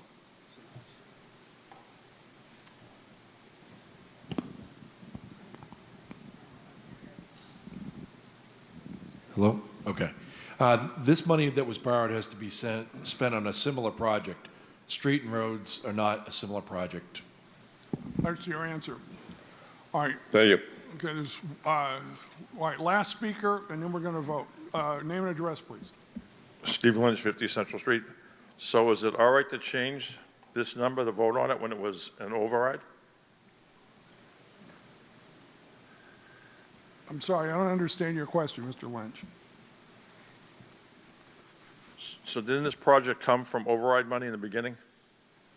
Can somebody answer that? So can anybody answer that question, Mr. As a debt exclusion article, I'm being told. So that's an override, right? A debt exclusion article. Is an override, right? That's true. So how can you change the number on the floor of town meeting? We're not changing the number. The number's 900,000, the way it was originally written. Then why are we revoting it if it already passed as a debt exclusion article? Yeah. So in answer to the speaker's question, the money was appropriated years ago. They didn't spend all the money because they finished this project on time and under budget. There's extra money. Under the original borrowing authorization, the money may be spent on another similar project. And there's no more money being appropriated. It was already appropriated. We already have this money. We already borrowed this money. They're asking to spend it on a similar type of project, which is permissible and was always permissible. All right. So it's all right to take money that was voted as an override for one project, and then if there's money left over from that project, to use it for another project? Yes, the answer is yes. Okay. I'm sorry, Mr. Pasevich, I'm sorry. I said the previous speaker was the last speaker. I'm speaking to the general article. I'll give you 2 minutes, all right, and then we're going to go to a vote. Yes, you will. Thank you. Excuse me, sir. Yes, you will give me 2 minutes because I'm entitled to it. Excuse me, Mr. I'll determine if you're entitled to the 2 minutes. Oh, okay. And you'll make a judgment on my rights, excuse me, too. I will determine if you're entitled to the 2 minutes. Okay. Now, are you wishing to advise this town meeting to vote in favor of this article or against it? I'm here to say that it's absolutely outrageous that money that should be going back to the taxpayers is just being willy-nilly just grabbed for someone's pet project. The renovation of the town hall should be a separate article all by itself at another town meeting. And to just grab it and say, we decided to spend it on something that we want is absolutely ethically, morally outrageous.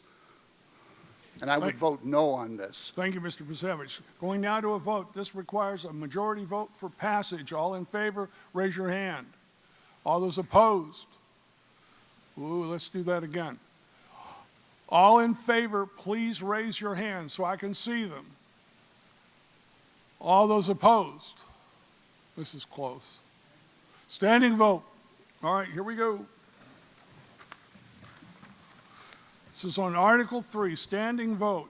All those in favor of Article 3, please stand wherever you are. Have to be on the floor to be counted.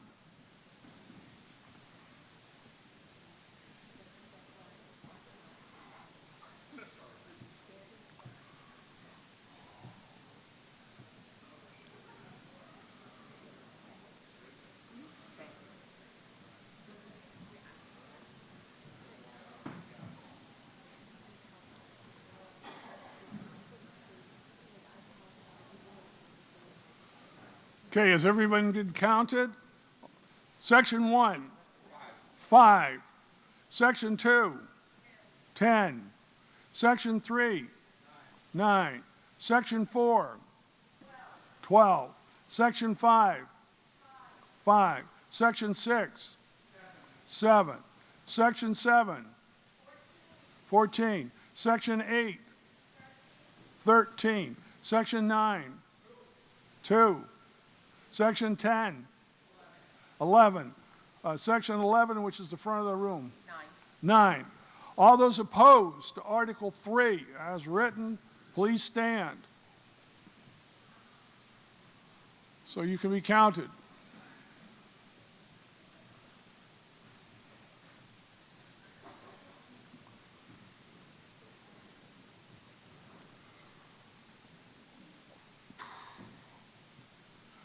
All right, is everyone counted? Section 1, 4. Section 2, 3. Section 3, 10. Section 12. Section 4, excuse me, I was looking at the number. Section 4, 10. Section 5, 10. Section 6, 9. Section 7, 3. Section 8. Wait a minute, let me hear that. Section 8 again? 3? 3. Section 9, 5. Section 10, 3. Front of the room? 2. All right, this requires a majority vote for passage. All right, and it clearly got more than a majority. The article passes. All right, the next article is Article 12. 7 is on deck.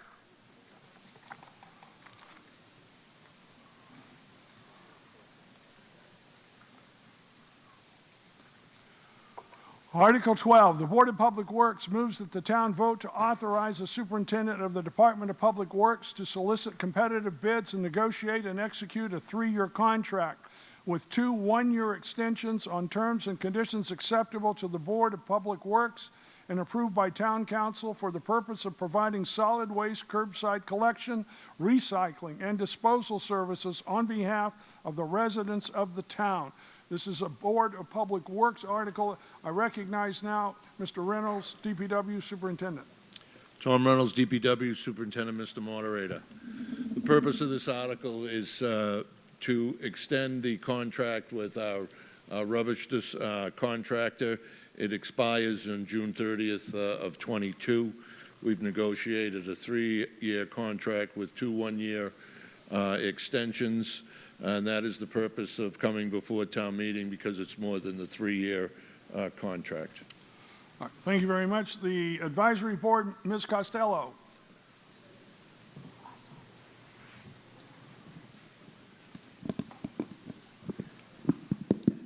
Sherry Costello, 9 Freshbrook Way. The advisory board recommends approval of this article. The new contract has to go to town meeting because it's longer than 3 years, and the DPW feels that it's in our best interest to stay with the current vendor. Republic is the largest landfill owner in the United States, and continuing with them in this contract keeps the cost down. Thank you very much. I am informed that the Select Board voted unanimously to support this article. We'll go now to the floor. I don't see the gentleman at the rear microphone. Would you please identify yourself by name and your address? Eric Kelly, Piece of Path. I'd like to ask, has the Board of Public Works looked into what it would cost if we did the trash service ourselves, a cost comparison? Can you answer that question, please, Mr. Reynolds? I can, Mr. He will Moderator. answer that question. Go ahead. The cost of equipment is probably what is the deterrent of us going into and doing it ourselves. I think it's more cost-effective to have a contractor. We would need spare trucks, and the cost of this equipment is close to $500,000 per vehicle. We'd need 2 rubbish trucks and 2 recycling vehicles. So the cost, it isn't an efficient way to address it. We have looked at it. I've talked to a number of communities that are doing it, that are getting away from it, actually. All right. Thank you. You're more than welcome. Seeing no one else at the microphones, we're going to go directly to a vote. This requires a majority vote. All in favor, raise your hand. All those opposed? It clearly passes by a majority. We're now going to Article number 7, and on deck we have two. Article 7, then on deck, Article 2. The Select Board moves that the town vote to appropriate the sum of $1,741,460 to cover the cost of certain capital improvements, unforeseen fiscal year 2021 expenses, and transfers to reserve and stabilization funds as set forth in the chart contained under Article 7 of the April 25, 2022 special town meeting warrant, and to meet said appropriation, transfer said sums from free cash with said funds being expended by the town administrator or other department head under the general supervision of the department for which said funds are being appropriated. This is an article by the Select Board. Recognize Mr. Maresco, Town Administrator. Michael Moresco, 201 Arlington Street. This is a standard free cash disbursement, no cost to the taxpayers. We have a number of projects that needed to be taken care of. Quickly go through the removal of underground storage tanks at the airport for $125,000, of which the airport will get put in an application for $80,000, so we'll get $80,000 back to offset that. Final funding for multi-use sports courts, people that play tennis or pickleball. We have new tennis and pickleball court on town property at the Boys and Girls Club. That project ran a little over cost because of the cost of goods by $9,300.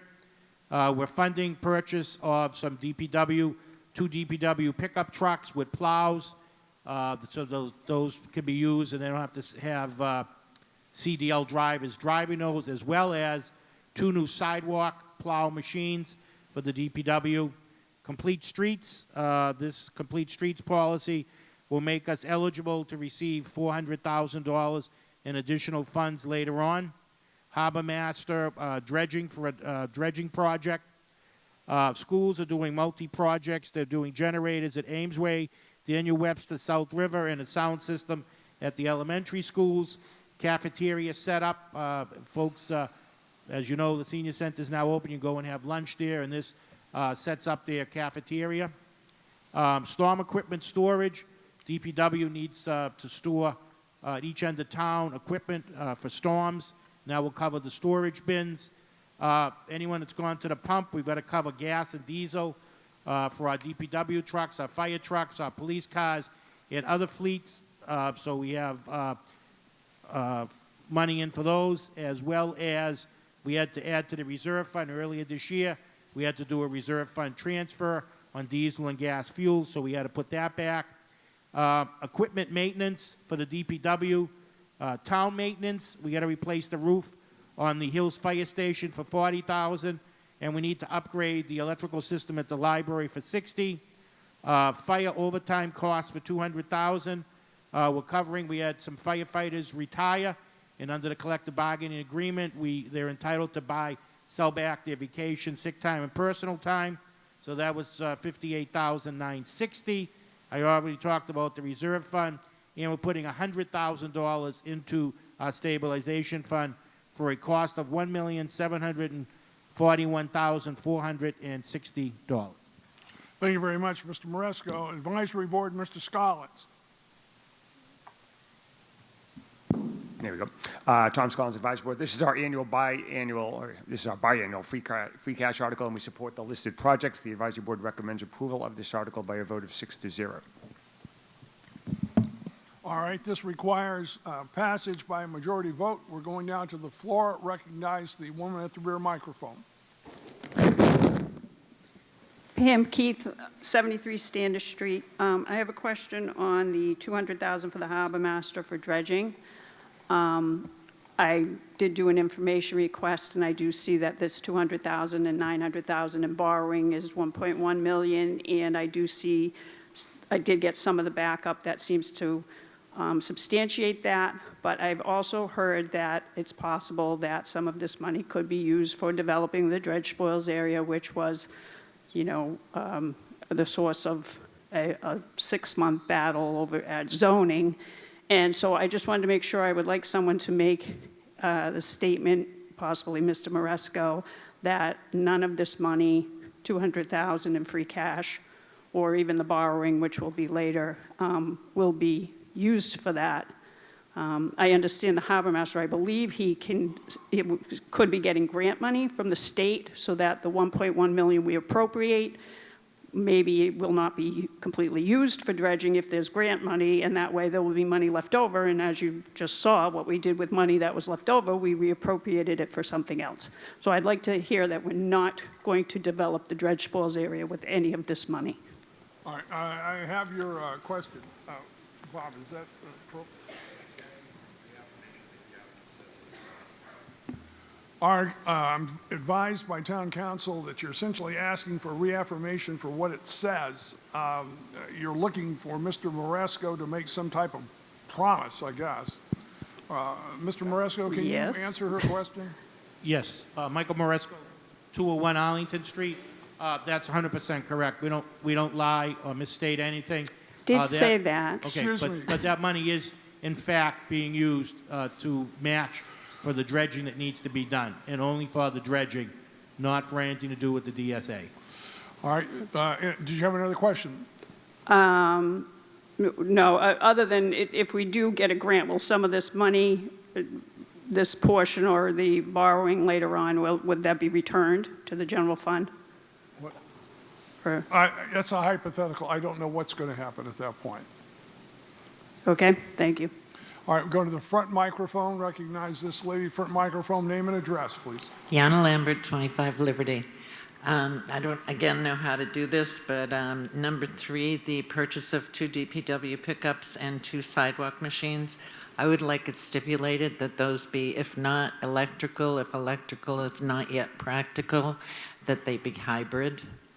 And the same with the 2 sidewalk machines, which in effect are like golf carts, and they should be electric. Hang on just a moment. Can't you speak, Mr. Counsel? All right. I'm advised that that's beyond the scope of the article because it substantially increases the cost of the article and is not what the Department of Public Works is seeking. So again, you're beyond the scope. I can't entertain that. Okay, then I would just like to, they should be electric vehicles and, or hybrid if electric is not yet practicable. And number 9 and 10, the gasoline and diesel overruns, those are perfect examples with today's cost of gasoline and in light of the 2030 roadmap to, lowering carbon emissions, why we should be getting electric and hybrid vehicles. We wouldn't have such cost overruns on gas and diesel. Thank you very much. We hear you. Just saying. But as a taxpayer, I would vote for more heat in this gymnasium. It's freezing. Well, the reason why it's freezing is we open the windows to improve the air circulation and the ventilation. We're trying to the extent that we can not to create a super spreader event. I'm sure you can appreciate that too. I'm going to recognize this gentleman who has been standing here a while. I'll go to the rear microphone and recognize that lady, and then we're going to a vote. Go ahead, sir. Sean Kelly, 33 Chandler Drive. I have 2 questions about items 13 and 14 regarding the fire departments. Item 14 is almost $59,000 for unexpected retirements, then $200,000 for overtime. I guess my question would be, to Mr. Moderator, through you to the fire chief. Is the fire department short-staffed? What is the question, though? Is the fire department short-staffed? Is the chief present at the meeting? He is.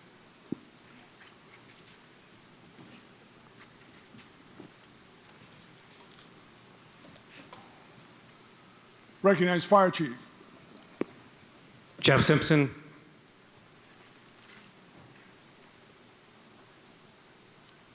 Jeff Simpson, 32 Colonial Road. Yes, sir. Okay, the question is? What is your question, sir? Is the fire department short staff? All right, that's the question. As far as staffing goes for this year, we've run at our normal staffing levels up until recently. We've had a few budgetary issues because of unanticipated vacancies created by COVID-19, getting training to hire new paramedics. That accounted for 3,980 total hours this year. Those vacancies, like I said, trying to fill those vacancies with paramedics is very difficult, and that is a standard across the state right now. And departments across the state have had that problem. We have to fill those with staff. When we fill those with staff, there's a cost to that. And unfortunately, because of that, along with FMLA time that was used this year, unanticipated occupational sick leave because of injuries that were unanticipated, and some long-term injury surgeries. We had to fill those slots, okay, with people, which cost money, overtime, to fill those slots. With that, we ran into a bit of a deficit, and now we're trying to make ends meet, make that up the last couple months of the fiscal year. So as far as the staffing goes, we've done well up until this point, and we're going to continue to do our best for the rest of the fiscal year and beyond. Thank you, Chief. Just stay right there for just a moment, if you would. Thank you. All right. I'm recognizing the last speaker, the lady at the rear microphone. Hi, A. Baxter, 454 Spring Street. So earlier you talked about a pickleball, like, recreational thing. I mean, how does that fall under this? How does this money fall under that? I mean, wouldn't that fall under a recreational fund? I don't understand how these funds would go under this and not under something else. Chief, I think you can sit down now. I think we've exhausted. Could you take your mask there? Mr. Maresco, do you want to answer that? I mean, I think our funds could be funded towards something a little more frivolous than pickleball. We hear you. Could you repeat? Repeat the ma'am? Hello? Could you repeat the question again? You had stated earlier that some of the funds would be going under some pickleball recreational thing. So why would that not fall under a recreational fund other than something that can be constructed towards the town fundamentally other than a recreational thing? All right. Mr. Maresco, can you answer that question? I believe the question is, why are we spending $9,300 on a CPC project? So CPC went out, we went out to bid because anyone that's doing building right now, the cost of goods are astronomical. There were cost overruns. We have to cover the cost, and the overrun cost was $9,300, and we're paying that with free cash. All right. Okay. Does that answer your question, ma'am? All right. Would you remove your baggie from the microphone, please? We're going to a vote now. This requires a majority vote for passage. All in favor, raise your hand. All opposed? It clearly passes by more than a majority. We're now going to Article number 2. And is there one on deck? 4. 4 is on deck. Article number 2, the school committee moves that the town vote to accept the provisions of Section 16 to 16I, inclusive of Chapter 71 of the Massachusetts General Laws, providing for the establishment of a regional school district, together with the towns of Abington, Cohasset, Hanover, Hanson, Norwell, Rockland, Situate, and Whitman, and for the construction, maintenance, and operation of a regional school by said district in accordance with the provisions of a potential regional agreement to be filed with the school board. This is a school committee article. I recognize Superintendent Jeff Grandatino.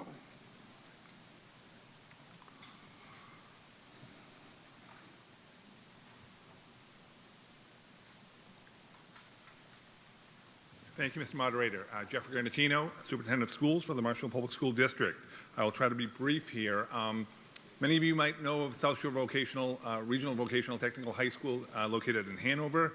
We have sent students there for the past 60 years. Currently, right now, we have 8 Marshfield students that are going there. But because of the popularity of some of the programs, some of the vocational programs that exist at South Shore Voc, the number of non-member district students that go there has diminished each year, and there are currently 8 member districts. We're looking to become the 9th member district, and in doing so, we would be able to have guaranteed spots based on our proportionate share of the enrollment, based on our 8th grade enrollment is how they do it. Right now, we're one of many districts that have out-of-district students that go there, and we pay for each child that goes there, and as well as providing transportation for those students. But the last 2 years, we have not had any students accepted into South Shore Regional Vocational Technical High School. So in looking at joining the vocational school, we would have guaranteed spots for our students, many of whom are now really interested in some of the fields and programs that exist. And in a second, there's a couple slides I'll go through. But in essence, we are looking to gain membership, and to gain membership, you need a vote of the town meeting in Marshfield, as well as 6 of the 8 towns that are the existing members. And many, I don't think they've had a new member in their district since the 90s, I believe it was, when Whitman came into the district. So we're looking to join. This is kind of a 2-part project, though, because we will be coming back after an agreement is made with the vocational program to special town meeting in the fall, because there are certain costs that are associated with joining, separate from the tuition. And right now, we pay a set fee based on the state, and plus adding into our transportation. At this point, that agreement hasn't been made yet with the vocational program. We would have to do that, bring it back in the fall, and that's when the other towns would also vote in their special town meetings in the fall. But just to briefly go through this, if I have time, if you want to go back just to the beginning a little bit. So we, in the fall, we had a planning board voted upon by the selectmen and by the school committee to go forward with the planning committee. It's made up of school committee member, board of selectmen members. We have folks from the advisory. We have the town administrator and their director of finance, myself, my assistant superintendent for business and finance. We have parents in there. We have advisory board members, and we've spent time going over the pros and cons of joining. We've gone over to visit the facilities and see some of the programs in place. I'm going to go through. These are, again, the existing 8 towns that were already mentioned in the article. Move forward. These are some of the programs. And again, if we had these programs in our school, then we wouldn't have a need to be sending them to South Shore Vocational. But there's not many high schools in the state that can have this type of comprehensive list of vocational programs. Everything from allied health to metal fabrication to culinary arts, great programs that have been in existence there for many years. They, if you want to go forward, besides these programs, there are obviously academic programs akin to what you see here in Marshfield High School. They have to pass MCAS like everybody else.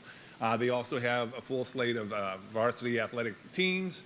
They have clubs and activities that take place. So you get the full student experience. It's not just a vocational place where people learn a trade. They're getting their education, they're getting their socialization, they're learning amazing talents on the vocational side of things. Again, these are our 8 students. We have a couple seniors, a couple juniors. We have 1 sophomore who moved in after they were already accepted into that program. So we have no freshmen or sophomores in that program now. And obviously, if we were a member, we would be able to have those students at least have the opportunity. It doesn't mean that we're going to fill every spot we have, but we'll have more of an opportunity. These are the numbers over the last 4 or 5 years. This is the breakdown right now. We're spending for every student that goes there about $21,000, $21,750, and that's based on the per pupil cost from the state. That's based on our transportation that we're spending. And if we were to join, then the numbers are going to come down a little bit. They have 4 major areas. They have fixed costs or operating costs. They have capital. They have debt services. Right now, they have no debt costs, so we wouldn't be paying into that. And there's a group transportation. We wouldn't have to be providing the sole transportation for the students there. It would be built into the cost. So we'd be looking at probably $19,000 on average. And again, when we come back in the fall, we'd have a specific number for you to review. But it would be about a $2,000 to $3,000 savings per student if we were a member district. This is a breakdown of the 8 towns and what they're paying, everything ranging from $12,000 to Whitman up to about $18,000 for Cohasset. So there's a range there, and again, that's based on how many students you have, because whatever capital costs there are, I think there's about $800,000 in capital right now. that gets broken down by the proportion of how many students you have. So some schools that have fewer students might be paying more or less into that. And again, these are the numbers for the existing schools, both the number of students as well as their average cost per student. As you can see, there are 85 students that are not from member districts, where we have 8 of those. And again, that number is dwindling because the member districts want to use up their spots more than they may have been Mr. doing in the Granatino, past. you need to sum up, please. In summary, I think by joining the South Shore Vocational Regional High School, we're giving our students an opportunity to have access to programs that Marshfield High School can't provide, nor do many public high schools can provide. It would, in the long run, per pupil, be a savings for us to be a member of the district. And again, I think it would provide them with many opportunities that would benefit them in the long run. So, Thank you very much. Turn now to the advisory board, Mr. Pena. Oh, nope. Hello? Yeah. Carlos Pena, 91 Canutri Way. The advisory board recommends approval. All right, I'm informed that the select board unanimously voted to support this article. We'll go down to the floor. It requires a majority vote for passage. Do I see anyone? Yes, I see a gentleman at the rear microphone and a lady at the front microphone. Let's go to the lady at the front microphone. She got her baggie on the microphone first. Go ahead, please. Martine Anderson, 5 Weathervane Lane. This school exists now, and where is it located? And is it the one that we have all familiar with, where they produce such wonderful lunches that you can go up and have them? Can you answer that question, please, Mr. Granatino? I can answer that question. Yes, it is on Hanover on Webster Street, just across, when you cross 53 on Route 123. And it does have, I think it's called The Lantern is the restaurant that they have there, and it does have fantastic food.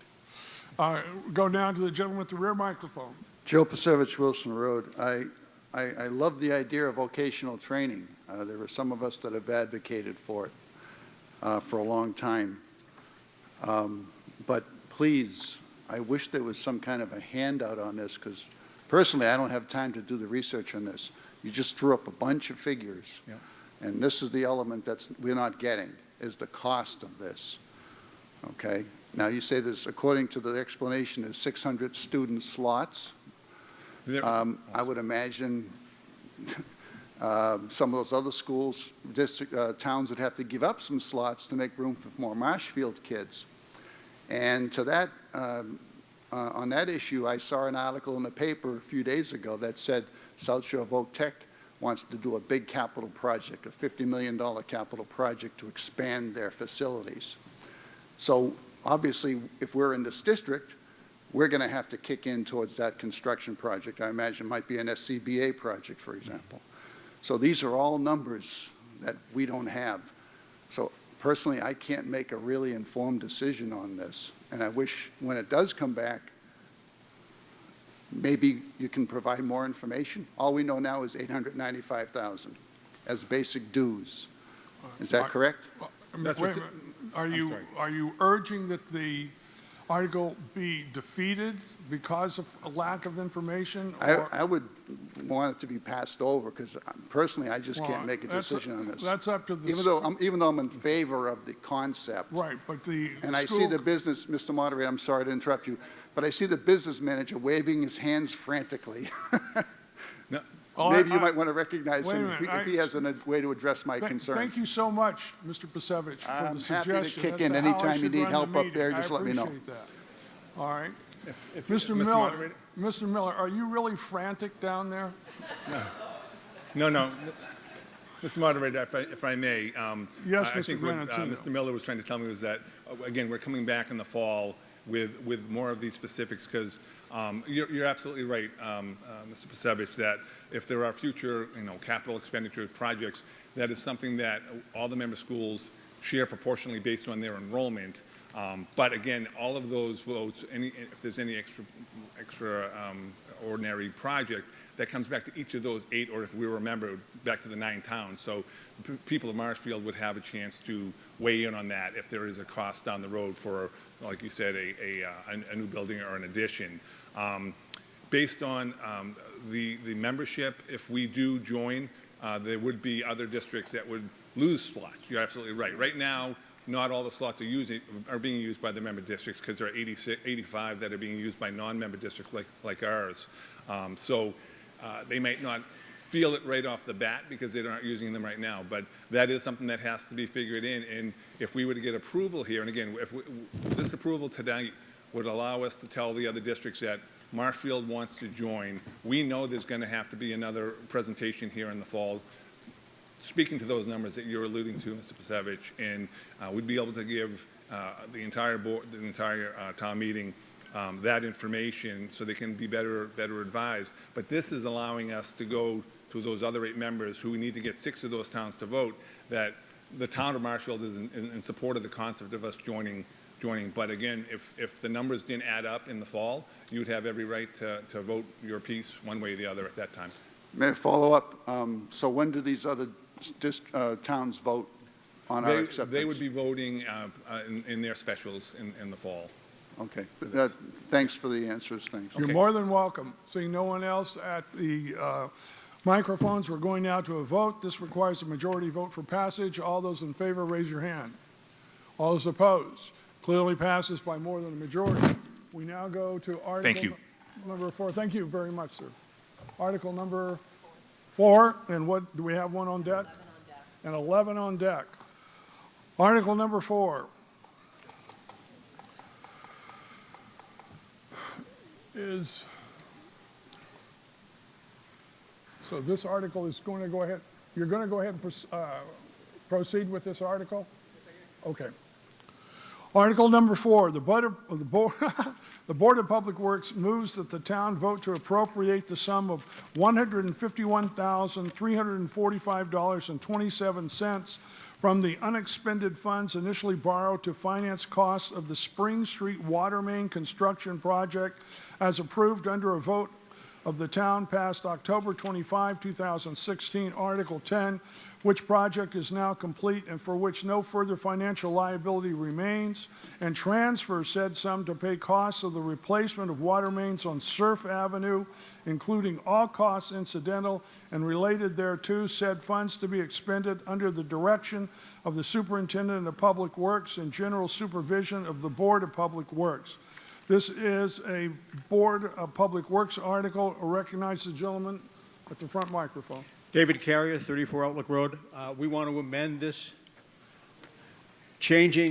removing the language, the replacement of the water main on Surf Avenue and substituting in its position installing water main on Bridle Path from South River to Ocean Street.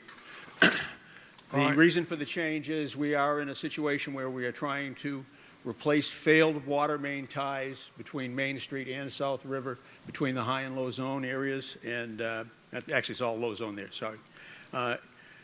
And part of the reason we are proposing this adjustment is because we have been told that since there is a hope to use some ARPA funds for the Surf Avenue water main, and they can't be mixed with the town, we're moving it to a project where it's a like project. We're going from one water main to another, much in the same vein as what just was done for the $900,000 from the senior center over to the town hall. All right, I'm advised by town council that this amendment, I cannot accept this amendment because it's beyond the scope of the original article. Recognize town council to explain why. So this isn't the same thing that we were just dealing with in the other circumstance. We were taking unexpended funds and spending it on a similar project that was identified in the warrant. This amendment seeks to use those funds for a completely different project than was published in the warrant. And as a result, the people that live on the Surf Avenue or the people that live in the other area that's now been the subject of the amendment are not fairly and adequately warned of the contents of this article, and it is my view it's beyond the scope of the article. I cannot accept your amendment. I would like to respond to that, please, Mr. Moderator. I'm sorry, no response is necessary. Well, I think there is. I would like to Excuse respond. me, Mr. Carrier.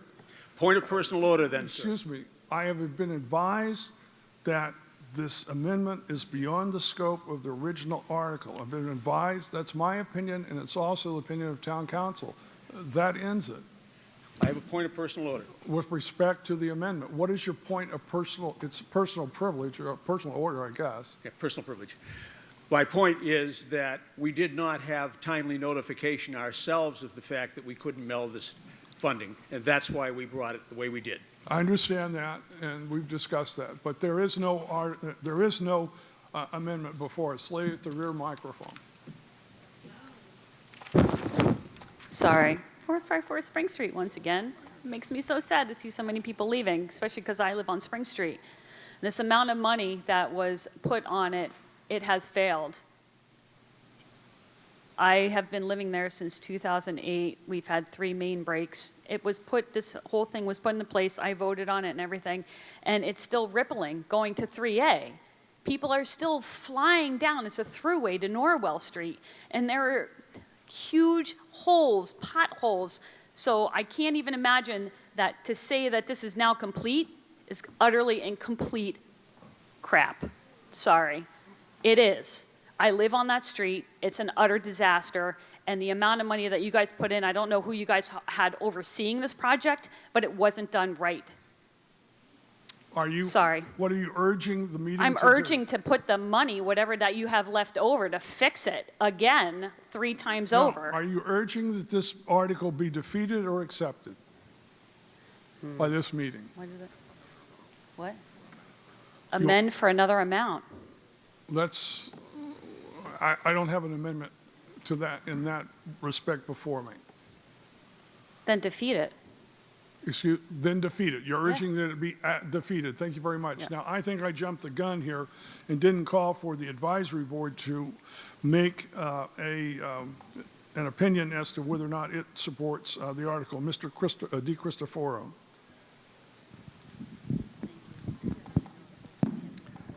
Paul De Cristofaro on George Street. The advisory board did vote to approve this article as written. Thank you very much. My apologies, sir. I should have recognized you earlier. All right, go to Mr. Shaughnessy at the front microphone. Bob Shaughnessy, 231 Hampstead Way, Chairman of the Board of Public Works. Because of the funding issues and there's questions, we would like to pass over this. You may do that. All right, the article is being passed over and withdrawn. It will be not necessary for any further consideration or to take a vote. We now move to article number 11.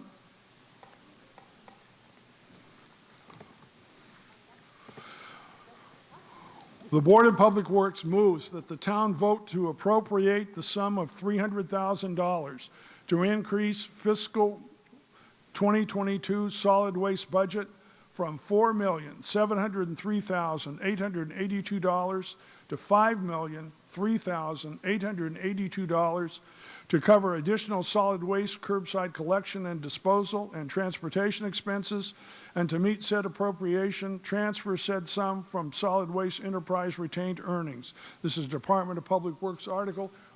I recognize the Superintendent, Mr. Reynolds. Tom Reynolds, DPW Superintendent, Mr. Moderator. The purpose of this article is the current 22 solid waste collection and disposal and transportation expenses line item budget was estimated during the budget creation process based on volume estimates and expected vendor pricing for collection, recycling, and waste disposal for the next year. After the 2022 budget was authorized, the contracted collection rate, the CPI, Consumer Price Index driven, was slightly higher than expected, and the disposal volumes continue to exceed expectations. All right, thank you very much, Mr. Reynolds. Turn now to the advisory board.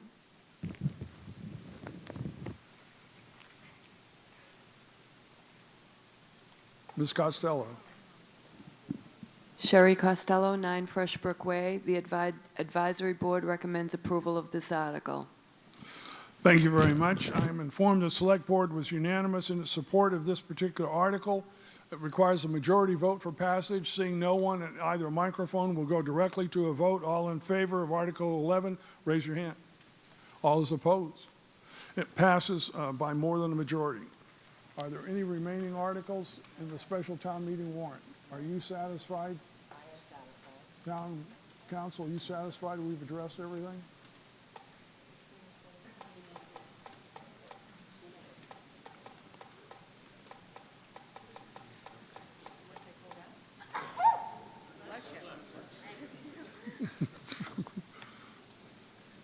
That woke everybody up. I'll tell you why they're looking. Why doesn't everybody stand and stretch for a minute? Been seated a long time.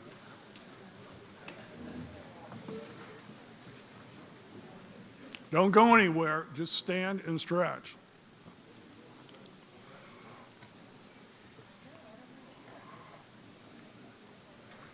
Hey, Tom. We will be. Well, that's what I'm trying to find out. Which ones?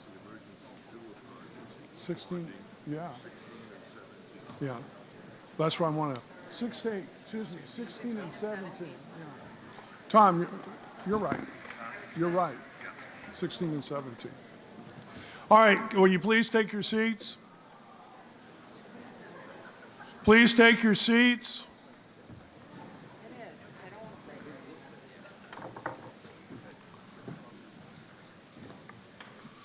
All right, we now turn to, we found that there are two articles that have not been addressed yet, and that's why we take a pause, because we need to make sure we're careful with all of this. It's Article number 16 and then Article number 17. Those are the only two that remain from the special town meeting warrant.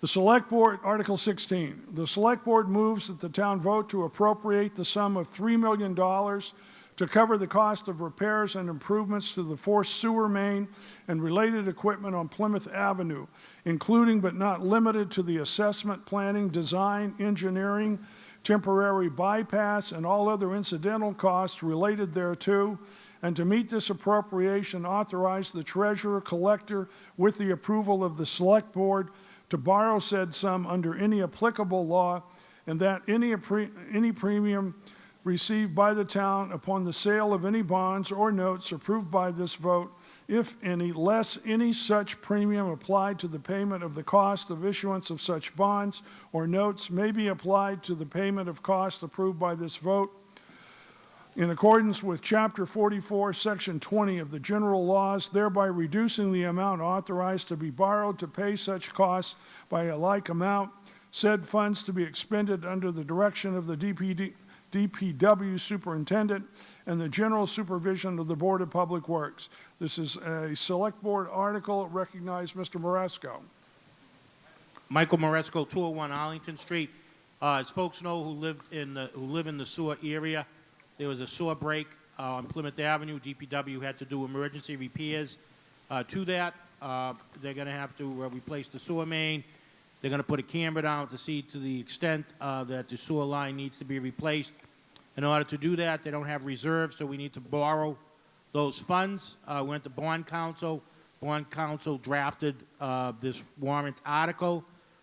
So if we would urge town meeting to support the passage of this article so that we can go to market, borrow the $3 million, so that the DPW can make the complete emergency sewer repairs in this area. Thank you. I recognize the advisory board, Mr. DeCristofaro. Paul DeCristofaro, George Street. The advisory board did approve this expenditure. This is the largest sewer pump station and water and sewer main we have, and it's infrastructure that could cause catastrophic issues. So we approve that. I'm informed that the Select Board is unanimous in support of this article. There's one person at the microphone. I don't see anyone else. All right, so you're the only person addressing us from the floor, Mr. Kelly. Please, your name and address. Eric Kelly, Peterson Path. I was just curious, how come the Select Board's file on this and not the Board of Public Works? Can you answer that question, Mr. Moresco? If you can, please do. Michael Moresco, 201 Arlington Street. So in order to go to borrowing, the Select Board are the ones that have to do that? That's the reason why. Do you have another question, Mr. Kelly? Would it be, could it say Select Board and the Board of Public Works on it? I think he answered your question before. Because when they go to borrowing, it has to be from the So it has to be just simply the Select Board? That's correct. All right, and in regards to the borrowing $3 million, how long is that going to be for, and how's it going to be paid back? Can you answer that question, Mr. Maresco? It's Michael Moresco, 201 Arlington Street.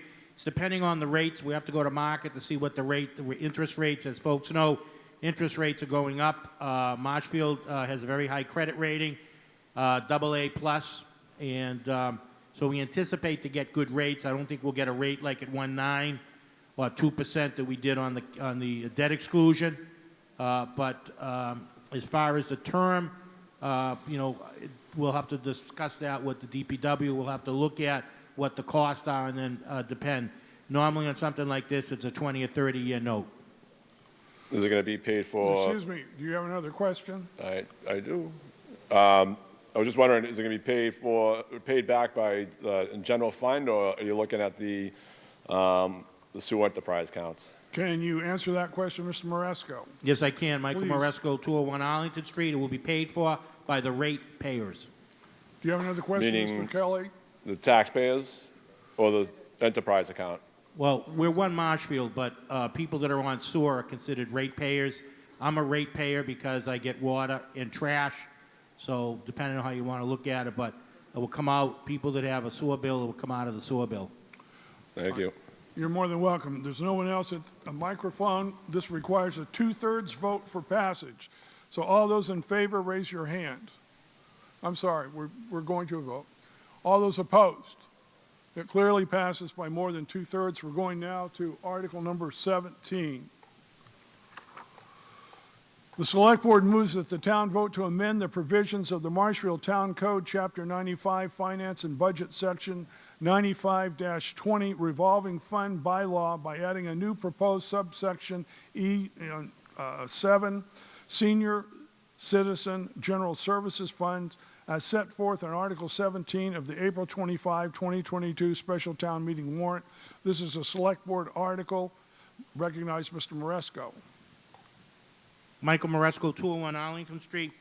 This simply creates a revolving fund for the senior center called the Senior Center General Services Funds. This will allow them to be a little more self-supporting. This will take into consideration the new restaurant component that they have, as well as any other programs that they charge for. And we'll see later on in the budget, there's a limitation to this up to $50,000. Thank you. You're welcome. Going now to the advisory board, Mr. Scollins. Tom Scollins, Advisory Board. The Advisory Board recommends approval of this article by a vote of 6-0.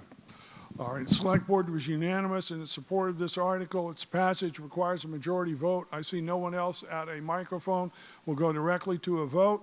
All those in favor, raise your hand. All those opposed? It clearly passes by more than majority. Now, having dealt with those two articles, is everyone satisfied at the front table that we have addressed every article in some fashion of the special town meeting warrant? All set, Mr. Reynolds? We're all set? All right. At this time, then, I hereby declare that the special town meeting 2022 for the spring of 2022 is hereby dissolved. All business having been taken care of. We're now going to the annual town meeting, and I will ask if there is someone from the school department or the maintenance section or engineering section, however you style yourselves. I think we can begin closing the windows. I think we have sufficiently ventilated the building, and we're to the point where it's really becoming quite chilly for everyone concerned.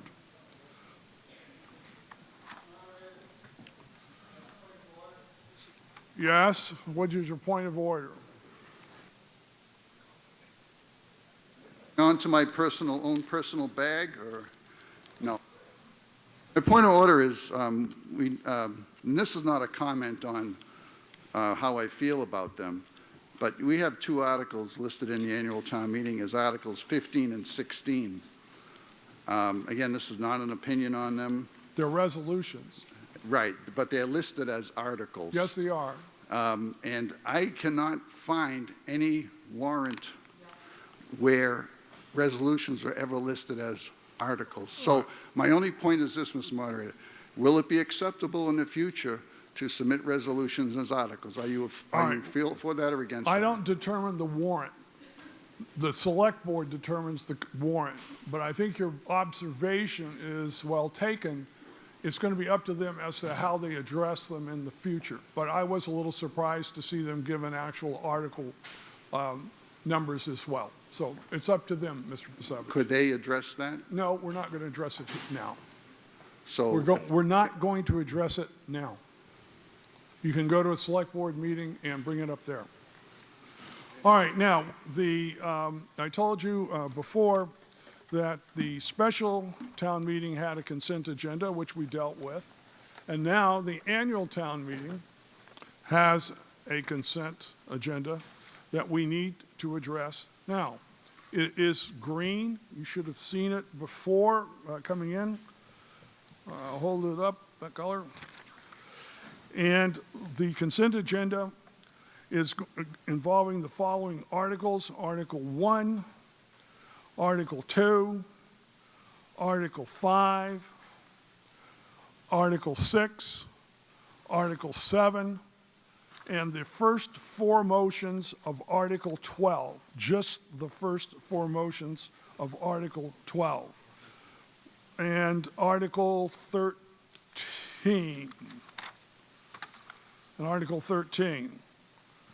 Now, we're going to vote on that, and then we have to come back for a second vote, because Article 10, which is on the consent agenda, requires a 2/3 passage, whereas those previous articles only require a majority vote. Am I correct? Am I correct? Yes.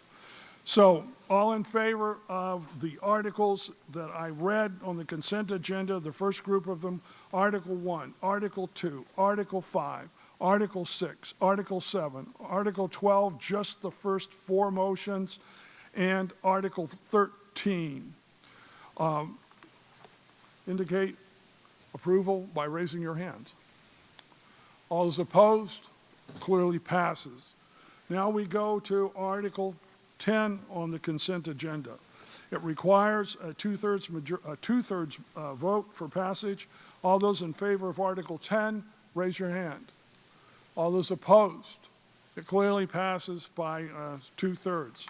We now go on to the articles of the annual town meeting warrant. Pursuant to the bylaw, it is our custom, not custom, it's required by the bylaw, that we're going to address the financial articles, which are the operating budget and the capital budget, sequentially. They're not part of the lottery. There are two zoning board articles, I believe they're Articles 8 and 9, that I am going to link. So if one of them is called, then we'll go to the other, depending on which one's called first. That's 8 and 9. So now on the annual town meeting warrant, Article 1 was passed by consent, Article 2 was passed by consent, and we are going now to Article 3, which is the operating budget. And here we go. The Select Board moves that the town vote to raise and appropriate the sum of the sum of $118,701,277 to number 1, defray the charges, expenses, and salary obligations of the town as shown in the annual town meeting warrant under Article 3 and further described in Dependencies B, C, and D, including debt and interest and out-of-state travel for the ensuing year. And number 2, provide for a reserve fund and to fix salaries and compensation for all elected officers of the town as set forth in Article 2 of the April 25, 2022 annual town meeting warrant for fiscal year 2023, beginning July 1, 2022 and ending June 30, 2023. And to meet said appropriation, number 1, transfer the sum of $1,496,207 from water revenues, wastewater revenues, and solid waste revenues, supported by the enterprise funds for indirect costs and charges. Number 2, transfer the sum of $1,019,179 from the following reserve accounts: the sum of $60,000 from the Cemetery Perpetual Care Fund, the sum of $45,000 from the Wetlands Protection Fund, the sum of $12,000 from the licensing and keeping of dogs, the sum of $30,000 from the Waterways Fund, the sum of $450,000 from the Solar Array Fund, the sum of $67,874 from the Council on Aging State Grant Account, the sum of $104,305 from the Council on Aging GATRA account, the sum of $100,000 from the community impact fees, and the sum of $150,000 from the overlay reserve account. Number 3, appropriate the sum of $103,804,839 to be raised from taxation and other receipts. And number 4, further raise and appropriate the sum of $3,497,133 for direct charges from wastewater revenues and transfer $325,000 from wastewater retained earnings, raise and appropriate the sum of $4,491,415 for direct charges from water revenues and transfer $425,000 from water retained earnings, and raise and appropriate the sum of $4,638,712 for direct charges from solid waste revenues and transfer $500,000 from solid waste retained earnings. This is a select board article. I also want you to know that it has been customary for us to allow the schools, primarily the superintendent of schools, to also give a presentation concerning the school portion of the budget.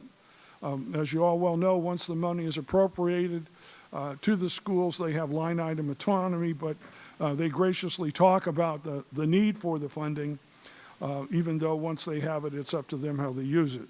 So the advisory board, let's don't jump the gun here. Let's talk first to Mr. Maresco, Town Administrator, to be followed by Superintendent of Schools Jeff Granatino, and I customarily grant them additional time, given as these are the 2 most expensive articles that we encounter in the town meeting process. Mr. Maresco. Michael Maresco, 201 Arlington Street. I just want to quickly go through the operational budget overview. We have accomplished a great deal with the budget while we continue to combat COVID-19. FY23 budget will provide $1,577,310 in new revenue for the school department, a 3% increase overall. General government has increased by 4.84%, and we have built in some new positions while repositioning resources to achieve this goal. We've added 2 part-time nurses for the Board of Health. We continue to fund a full-time assistant planner, a full-time assistant conservation agent. We have accounted for COLAs and contracts in all divisions without use of free cash. We continue our cost-share agreement with the schools for the Human Resources Division. We continue to fund full-time building department staff. We've recommended an increase to public safety of $491,871 over the FY22 to continue to provide the best resources for police, fire personnel, and ambulance.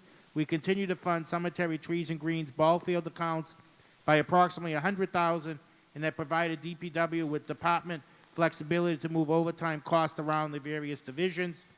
We have not reduced any senior or veteran services, and we continue to keep all municipal full-time and part-time positions funded at this time. Revenues. Revenues are again being recommended at a 3% overall increase.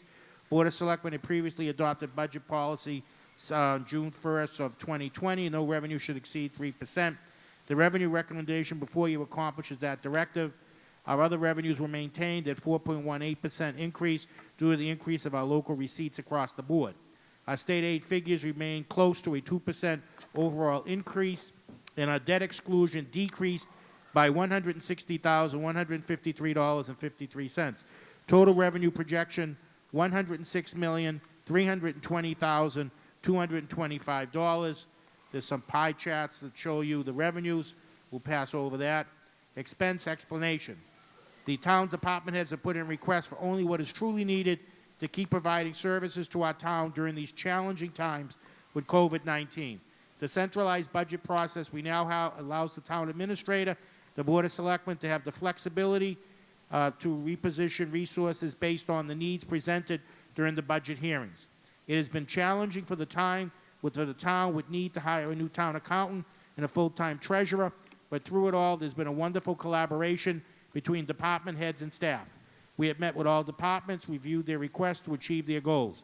We have again not had to implement any layoffs or furloughs, as many of our neighbors have, thanks in large part to the support and recommendations of the Board of Selectmen. The preceding chart and department reviews will provide further information. Total expenses projected $106,320,225. This is a pie chart of how it's broken up. Fixed costs. Fixed costs continue to be managed in accordance with our operational structure. This year was challenging given we had a $289,088.10 or 26% state assessment increase for charter schools. The Finance Department once again was able to time the debt service structure to offset those increases and more, which saved the budget $656,160.60 this fiscal year. This prevented layoffs and maintained a total fixed cost increase of less than 1% over last year's increase. It is always our objective to keep fixed cost level funded. Total fixed cost projected increase of $808,092 or 2.78%. Debt management. Capital funds appropriated by borrowing or any other finance source may not be used for operational expenditures at any capacity. The town makes certain these funds are kept separate and only used for the project in which it has been appropriated by town meeting. The finance team, with guidance from the board, has a policy that does not allow inside debt costs to exceed 5% of our operating budget in total, as well as excluded debt cannot exceed 10% of our operating budget in total. We have achieved both of these goals.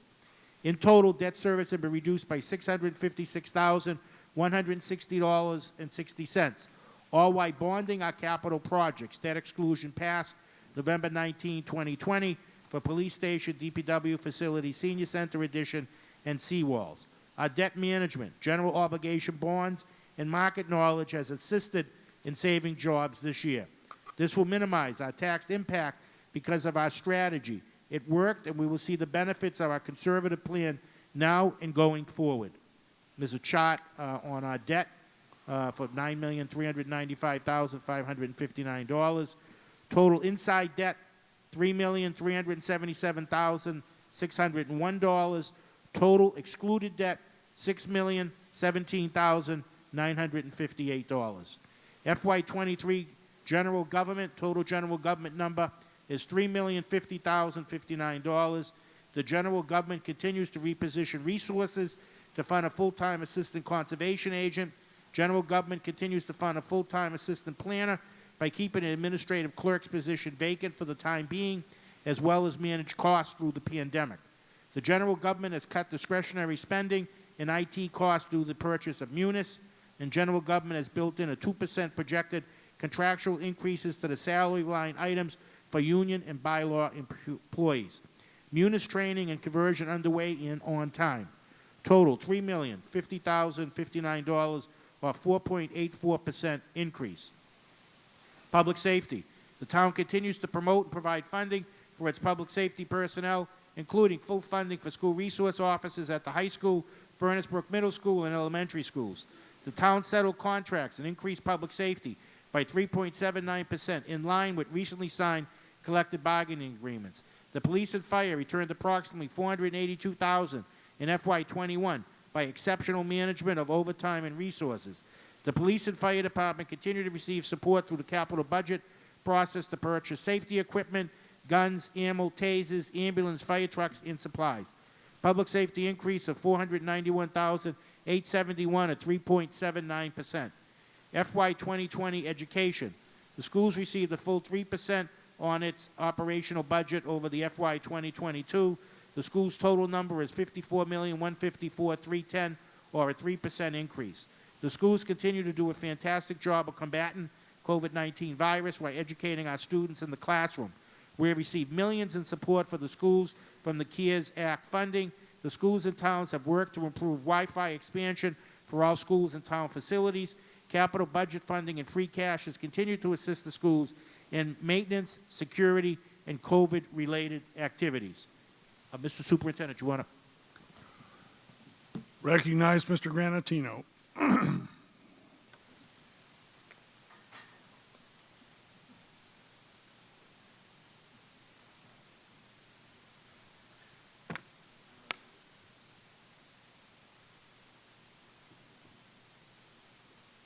Thank you, Mr. Moderator, and thank you, Mr. Maresco. I will be brief here. I always like to go backwards before we go forward, and I just want to take a quick look back at last year.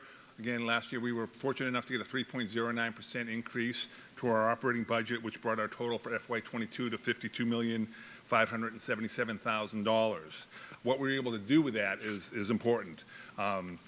Because of the town's support in our FY22 efforts and financial assistance through state and federal COVID-19 related sources, we were able to continue to meet our contractual obligations of collective bargaining agreements. We were able to ensure that all students had access to Chromebooks to assist with hybrid remote learning and expansion of our Wi-Fi.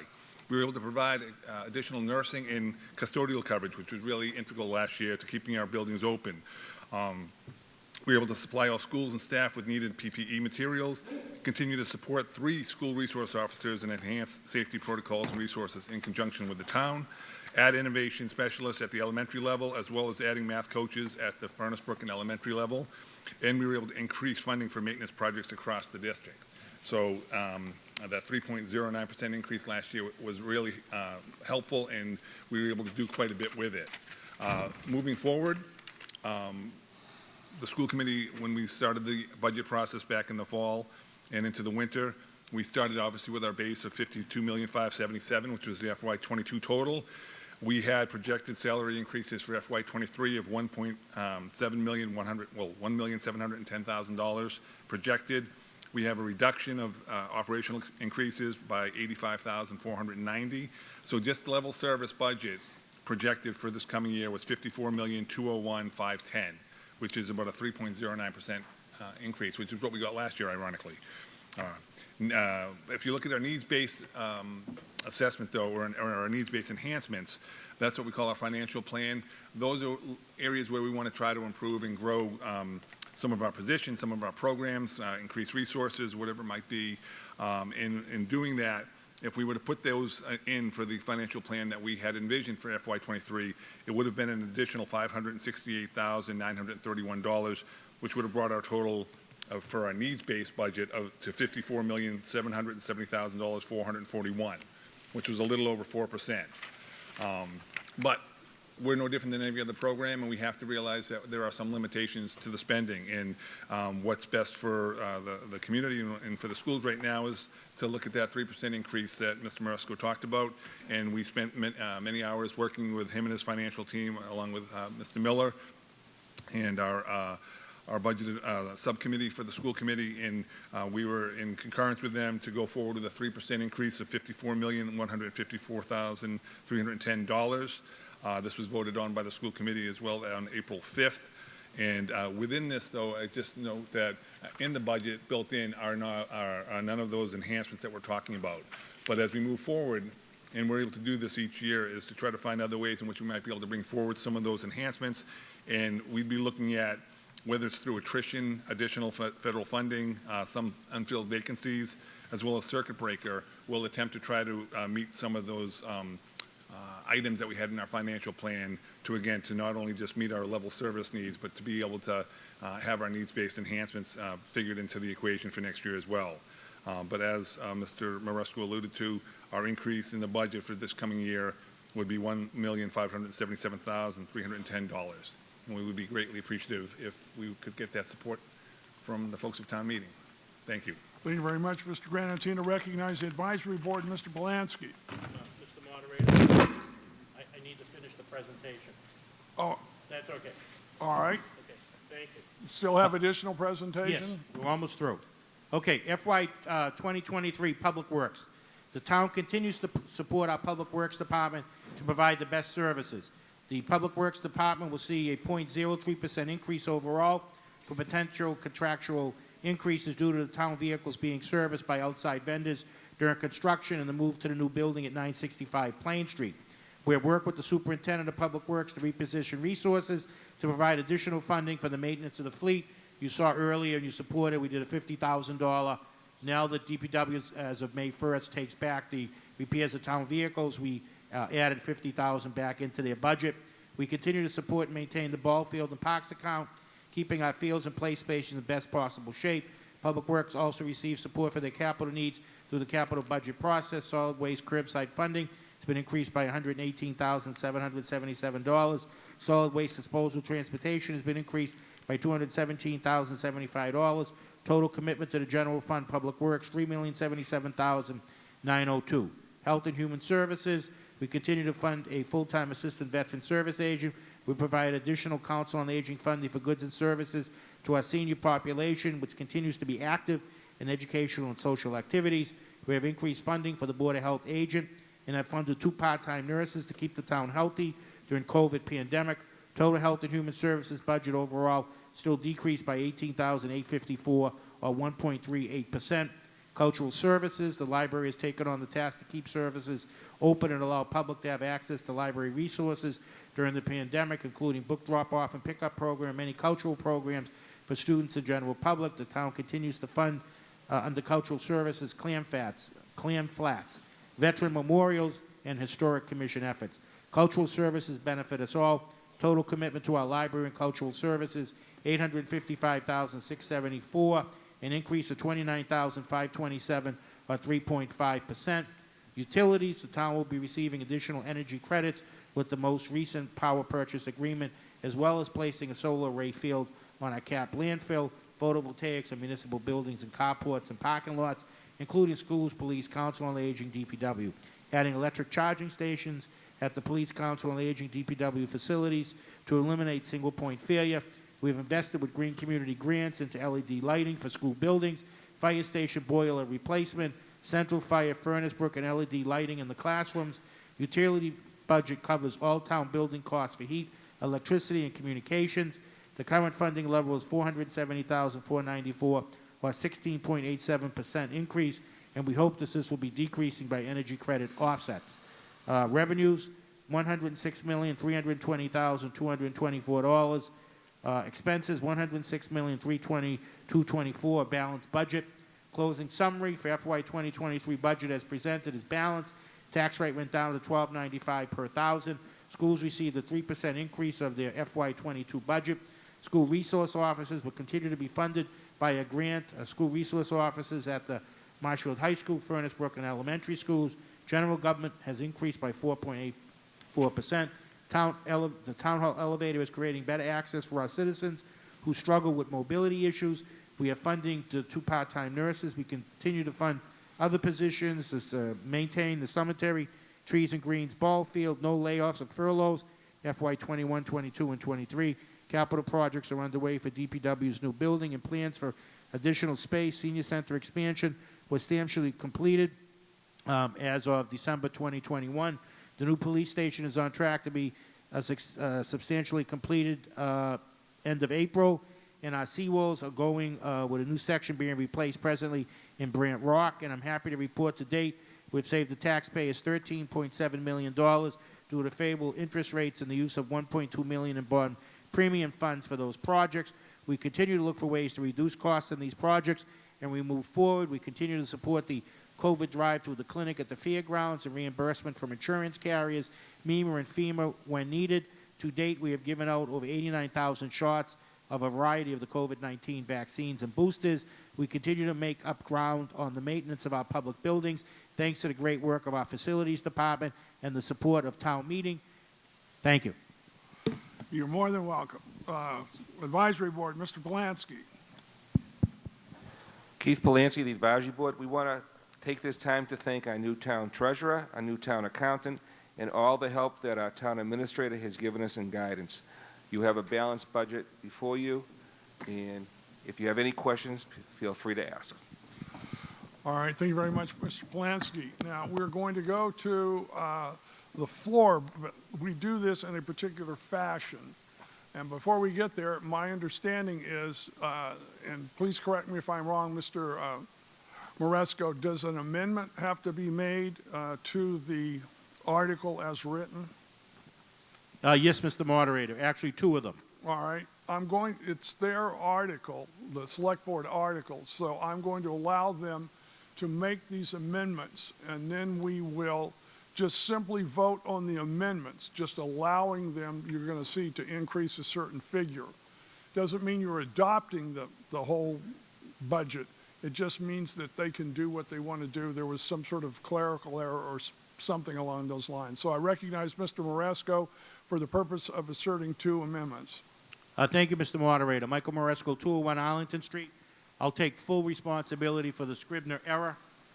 We didn't catch it before we went to the printer. I need to move to amend the DPW budget on page 5 of the annual town meeting by striking out the figure $3,027,902 and inserting the figure $3,077,902. All right, and for well, those folks that have fallen, that's the $50,000 that we gave the DPW for the additional maintenance because they're going to be taking back servicing of the vehicles as of May 1st. All right, so let me just make sure we have this. If you look on page 5 under the DPW total, if you go to the far right column, which is the advisory board recommendation, it now says $3,027,902. The amendment is to add $50,000 to that figure. Is that correct? That is correct, Mr. Moderator. All right, and that would increase it to $3,072,902. Is that correct? $77,902. $77,902. Thank you. Is that now correct? Yes, Mr. All right, Moderator. and the second amendment would do what? Okay, I move total budget appropriation request by striking the number 106,270,224 and adding the 50,000 to that. So the new number would be $106,320,224. All right, and that is found. And that's the 50,000 increase to the DPW budget. All right, and that's found on page 8. If you look at the total budget appropriation request, the far right column, $106,270,224 is now being amended to $106,320,224. Am I correct? Yes, Mr. Moderator. All right. So we'll have two votes. We'll vote on the first amendment, which was to increase the DPW total budget by $50,000. Is there any discussion with respect to that from the floor? There really was a Scribner's error. Seeing none, we'll go to a vote. All in favor, raise your hand. All opposed? All right, it passes by more than a majority vote. We now go to the second amendment, which is on page 8, which will increase under total budget appropriation / request, the far right column, from $106,270,000 to $224. It's now going to increase it to $106,320,224. Is that correct? Yes, Mr. Moderator. All right. Seeing no discussion from the floor, all those in favor, it takes a majority vote, raise your hand. All those opposed?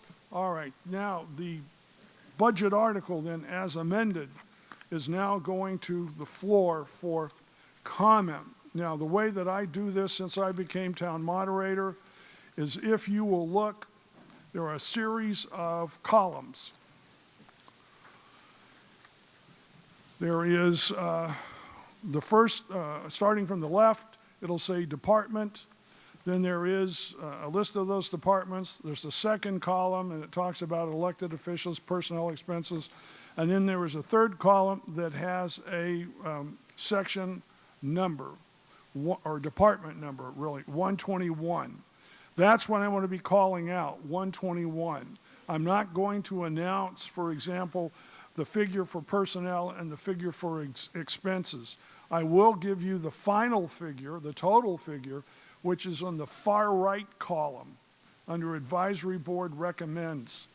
The far right column is the total figure that you would be voting on as we walk through this. Now, If you wish to hold a particular department, say hold or question, and then we'll question the whole department.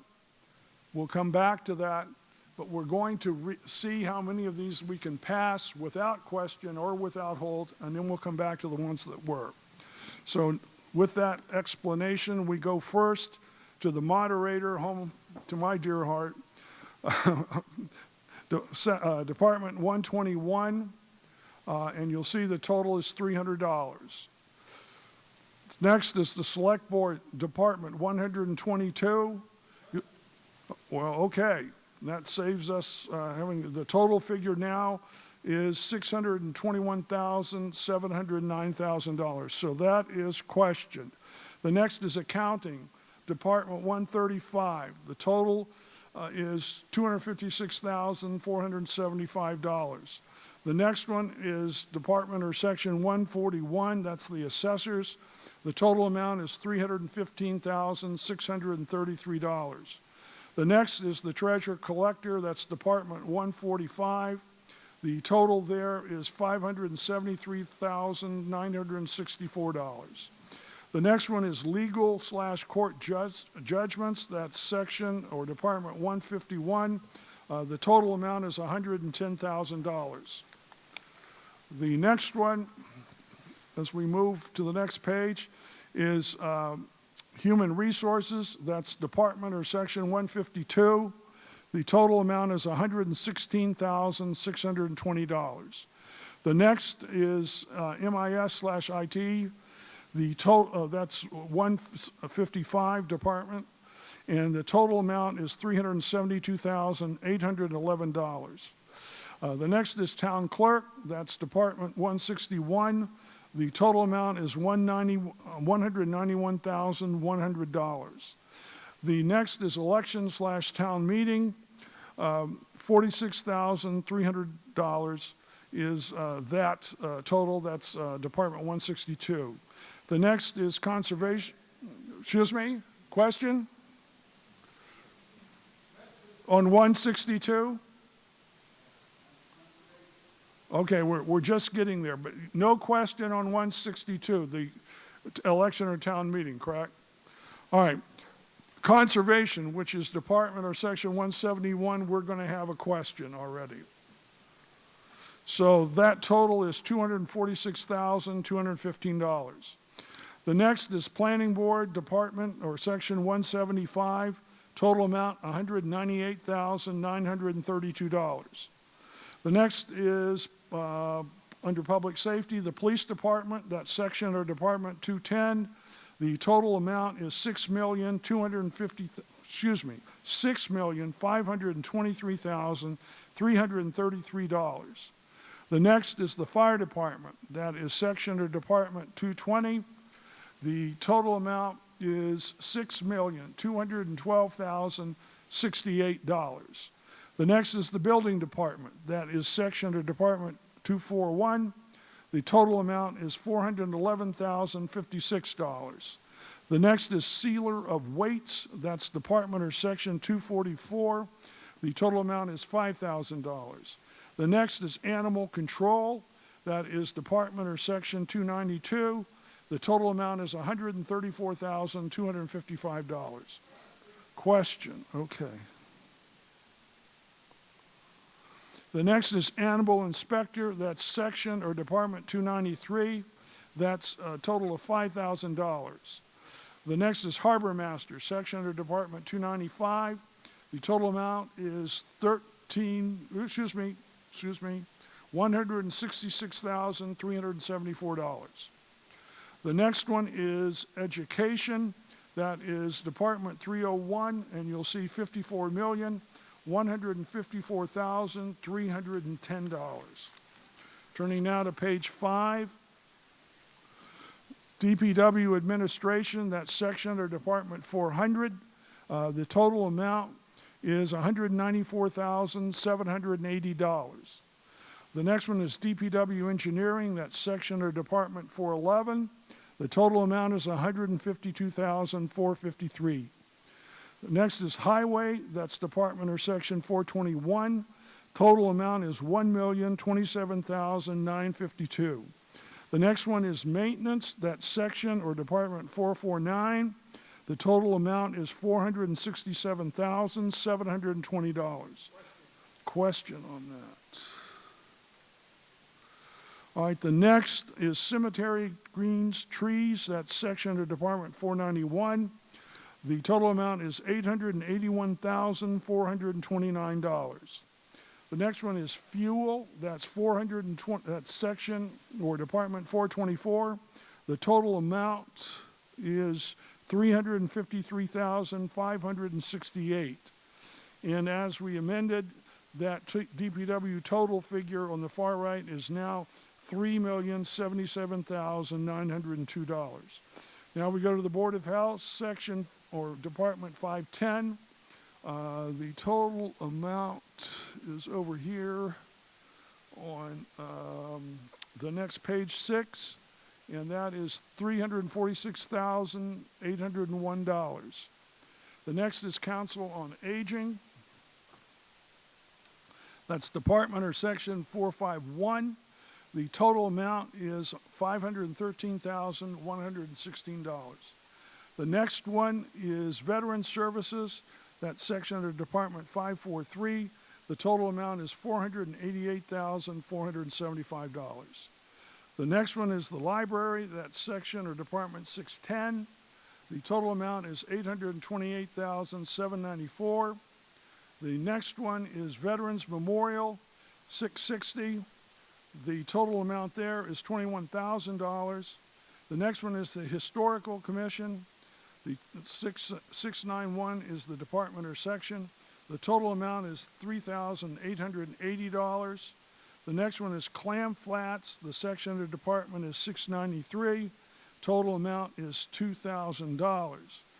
Then the next one is the under fixed cost, the reserve fund, which is section 132. The total amount is $100,000. We go then to snow removal on the next page, which is 423, and the total amount is $400,000. We go then to facilities, that section of department 123. The total amount is $357,373. Then we go to general insurance. The section or department is 910. The total amount is $1,334,747. Health and life insurance, the department or section is 912. The total amount is $7,870,540. The next one is unemployment compensation. The section or department is 913. Total amount $50,000. The next one is Medicare. That section or department 914. Total amount $975,000. The next one is retirement. That's under section or department 911. That's $7,507,920. The next one is audit, OPEB, and payroll. That is section or department 149, $117,000. And then we go down to the debt. And you see the figures there. Debt total is $9,395,559. Under assessment, you see the total there is $1,401,168. Under unclassified, which is section or department 940, you have $31,000. Under utilities, which is 924, you have a total of $470,494. And then we have the what's called the ATM appropriation, and you see a list of services listed there. Total $66,000. Then you go to the overlay, and you see a total of $300,000. The total budget appropriation request now is amended over in the far right column, is $106,320,224. Now, I want to stop at this moment. We'll go back in just a minute. But, well, let me confirm it now. I think it's better to confirm it now. The only budgets that I have as a question or a hold are the following. 122, which is the Select Board on page 2. 171, which is Conservation on page 3. 292, which is Animal Control on page 4. On page 5, Maintenance, which is 449. And that's it. Do I have them all? All right. So what we'll do right now is it's 10:11, and I need to have a sense of the meeting. At this point, if there's no discussion from the floor, we'll go directly to a vote on these items that were not questioned or held, and we'll pass those, and we'll come back to the ones that were. I expect that that's going to take us probably another 5 or 10 minutes. The rules that govern the annual town meeting, under the moderator's rules, of which I'm quite familiar, indicate that no new business will be taken up after 10:30. Now, it has been my practice in the past to encourage this meeting, if you're so inclined, to suspend the rules and to, since we're all here, to continue with the annual town meeting and go further than that. I don't know if that is your pleasure tonight, whether or not we can address the entire warrant. The special town meeting took a long time, a lot of articles, but the capital budget committee, the capital budget article is coming after this one, and I don't know how long it's going to take to address that, and I certainly would at least like to get those done. So I need a sense of the meeting, though, right now. Are you willing to suspend the rules and go beyond 10:30? And then once we deal with this budget and the capital budget and see what remaining articles we have, make a decision as to how far we want to go. All in favor of suspending the rules for that purpose, raise your right hand. All those opposed?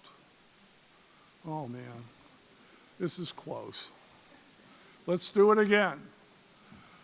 All right, all those who are in favor of suspending the rules so that we can at least get to the capital budget article and then take a sense of the meeting as to what you want to do after that, depending on the number of articles left, raise your right hand. All those opposed? That is what? A two-thirds vote to suspend the rule? We're going to have to go to a standing count. All right. So all those in favor of suspending the time period, the rule with respect to the time period, please stand.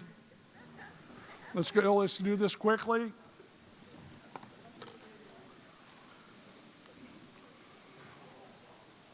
After you've been counted, please sit down.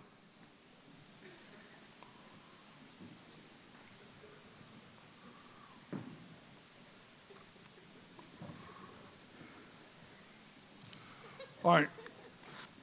Section 1, 8. Section 2, 9. Section 3, 8. Section 4, 6. Section 5. How many? 2. Section 6. 2. Section 7. 3. Section 8. 2. Section 9. 1. Section 10. 2. Front of the room, Section 11. 11. All those opposed to suspending the rule and going beyond 10:30, please stand, at least as far as new business is concerned. All right. Well, get counted, and once you're counted, please sit down. All right, section 1, 2, section 2, section 2, 1, section 3, 6, section 4, 2, section 5, 6, section 6, 4, section 7, 2, section 8, 5, section 9, 2, section 10, 3, front of the room, section 11, 0. Now, this requires a 2/3 vote to pass, and it failed because that would have been 66% if my math serves me right. So what this means is the last article of business tonight is going to be the operating budget, and then we will adjourn the annual town meeting till tomorrow night at 7 o'clock, same place, and we'll get started and finish the rest of the warrant. So let's go then to a vote with, first of all, is there any further discussion regarding the articles, the sections or the departments that were not questioned? Any further discussion? Seeing none, we'll go to a vote. All those in favor of the other sections or departments that were not questioned, please raise your right hand, or any hand. All those opposed? All right, those pass. All right, those pass. We now go back to the ones that were questioned. Select Board, Section or Department 122. What was the question, please? All right, gentleman at the rear microphone.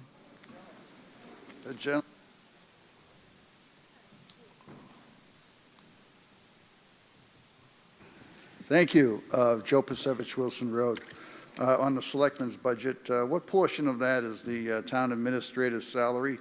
I noticed that in general, of all the personnel increases, with a couple of exceptions, which I also am going to try to get answers to, that's the highest increase percentage-wise. So I'm wondering why the increase, and two-part question, why the increase, and what is the town administrator's base portion of that? Thank you. Can you answer that question, Mr. Moresco? If I understand what Mr. Pasevich is asking, does he want to know what my salary is?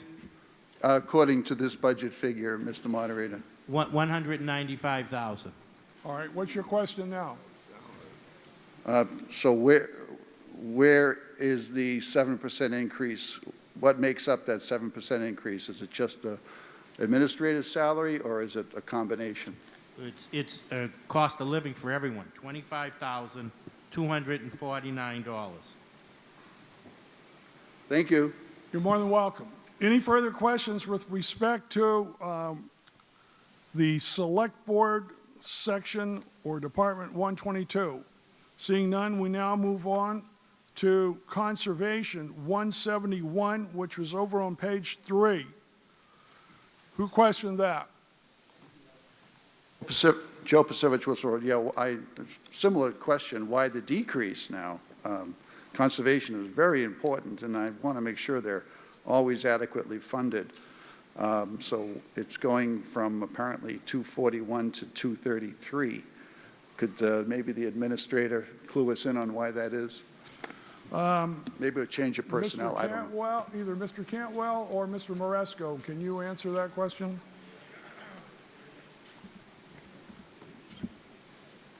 Michael Moresco, 201 Arlington Street. Yes, I can.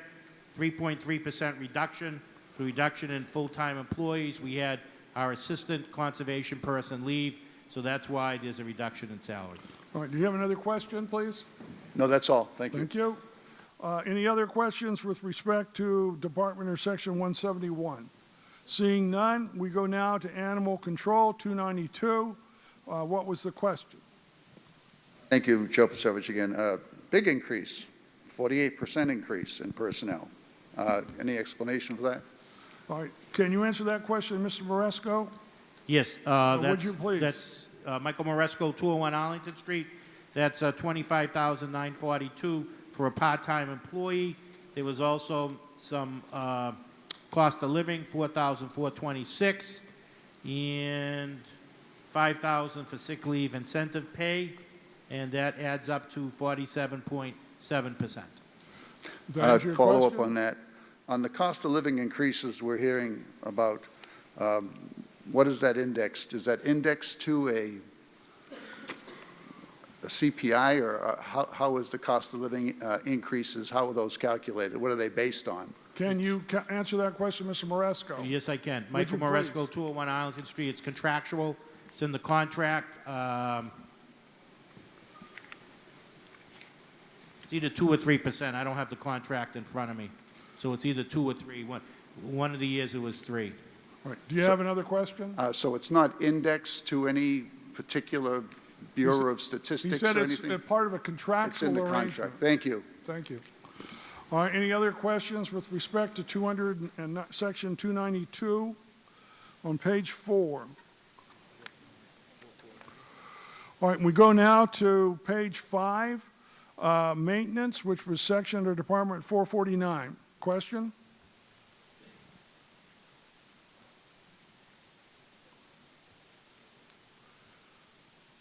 Thank you very much, Mr. Carrier. Appreciate that. Dave Carrier, 34 Outlook Road. This is more a matter of housekeeping.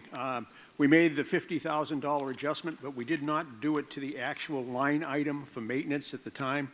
The adjustment, the amendment was made on the bottom of line for DPW and also the bottom line for the total operating budget. But I believe to get the math right, we should be making a $50,000 adjustment to the total on maintenance, coming to a value of $517,720. Say again, 517, 720? That's what I get for my math, yep. All right. Can we do that, Bob? Yeah. It's already been approved, so we're going to accept that. Yeah, go ahead. It's accepted. It's amended. You won. All right, so that figure now is 517.20. Any further, or 720. Any further questions with respect to 449? All right, then we go, that's it. So now with respect to all of the items that were held in the sections and apartments we identified, all those in favor of them passing, raise your right hand, or any hand, I'm sorry. All those opposed? All right, that clearly passes by more than a majority. At this point, it's 10:23. And I'm not going to take up the capital budget article, given the sense of the meeting that you prefer to come back a second night tomorrow at 7 o'clock. So at this point, the annual town meeting is adjourned until tomorrow at 7 p.m. Please be here on time, and we'll get the rest of the warrant done. Thank you very much.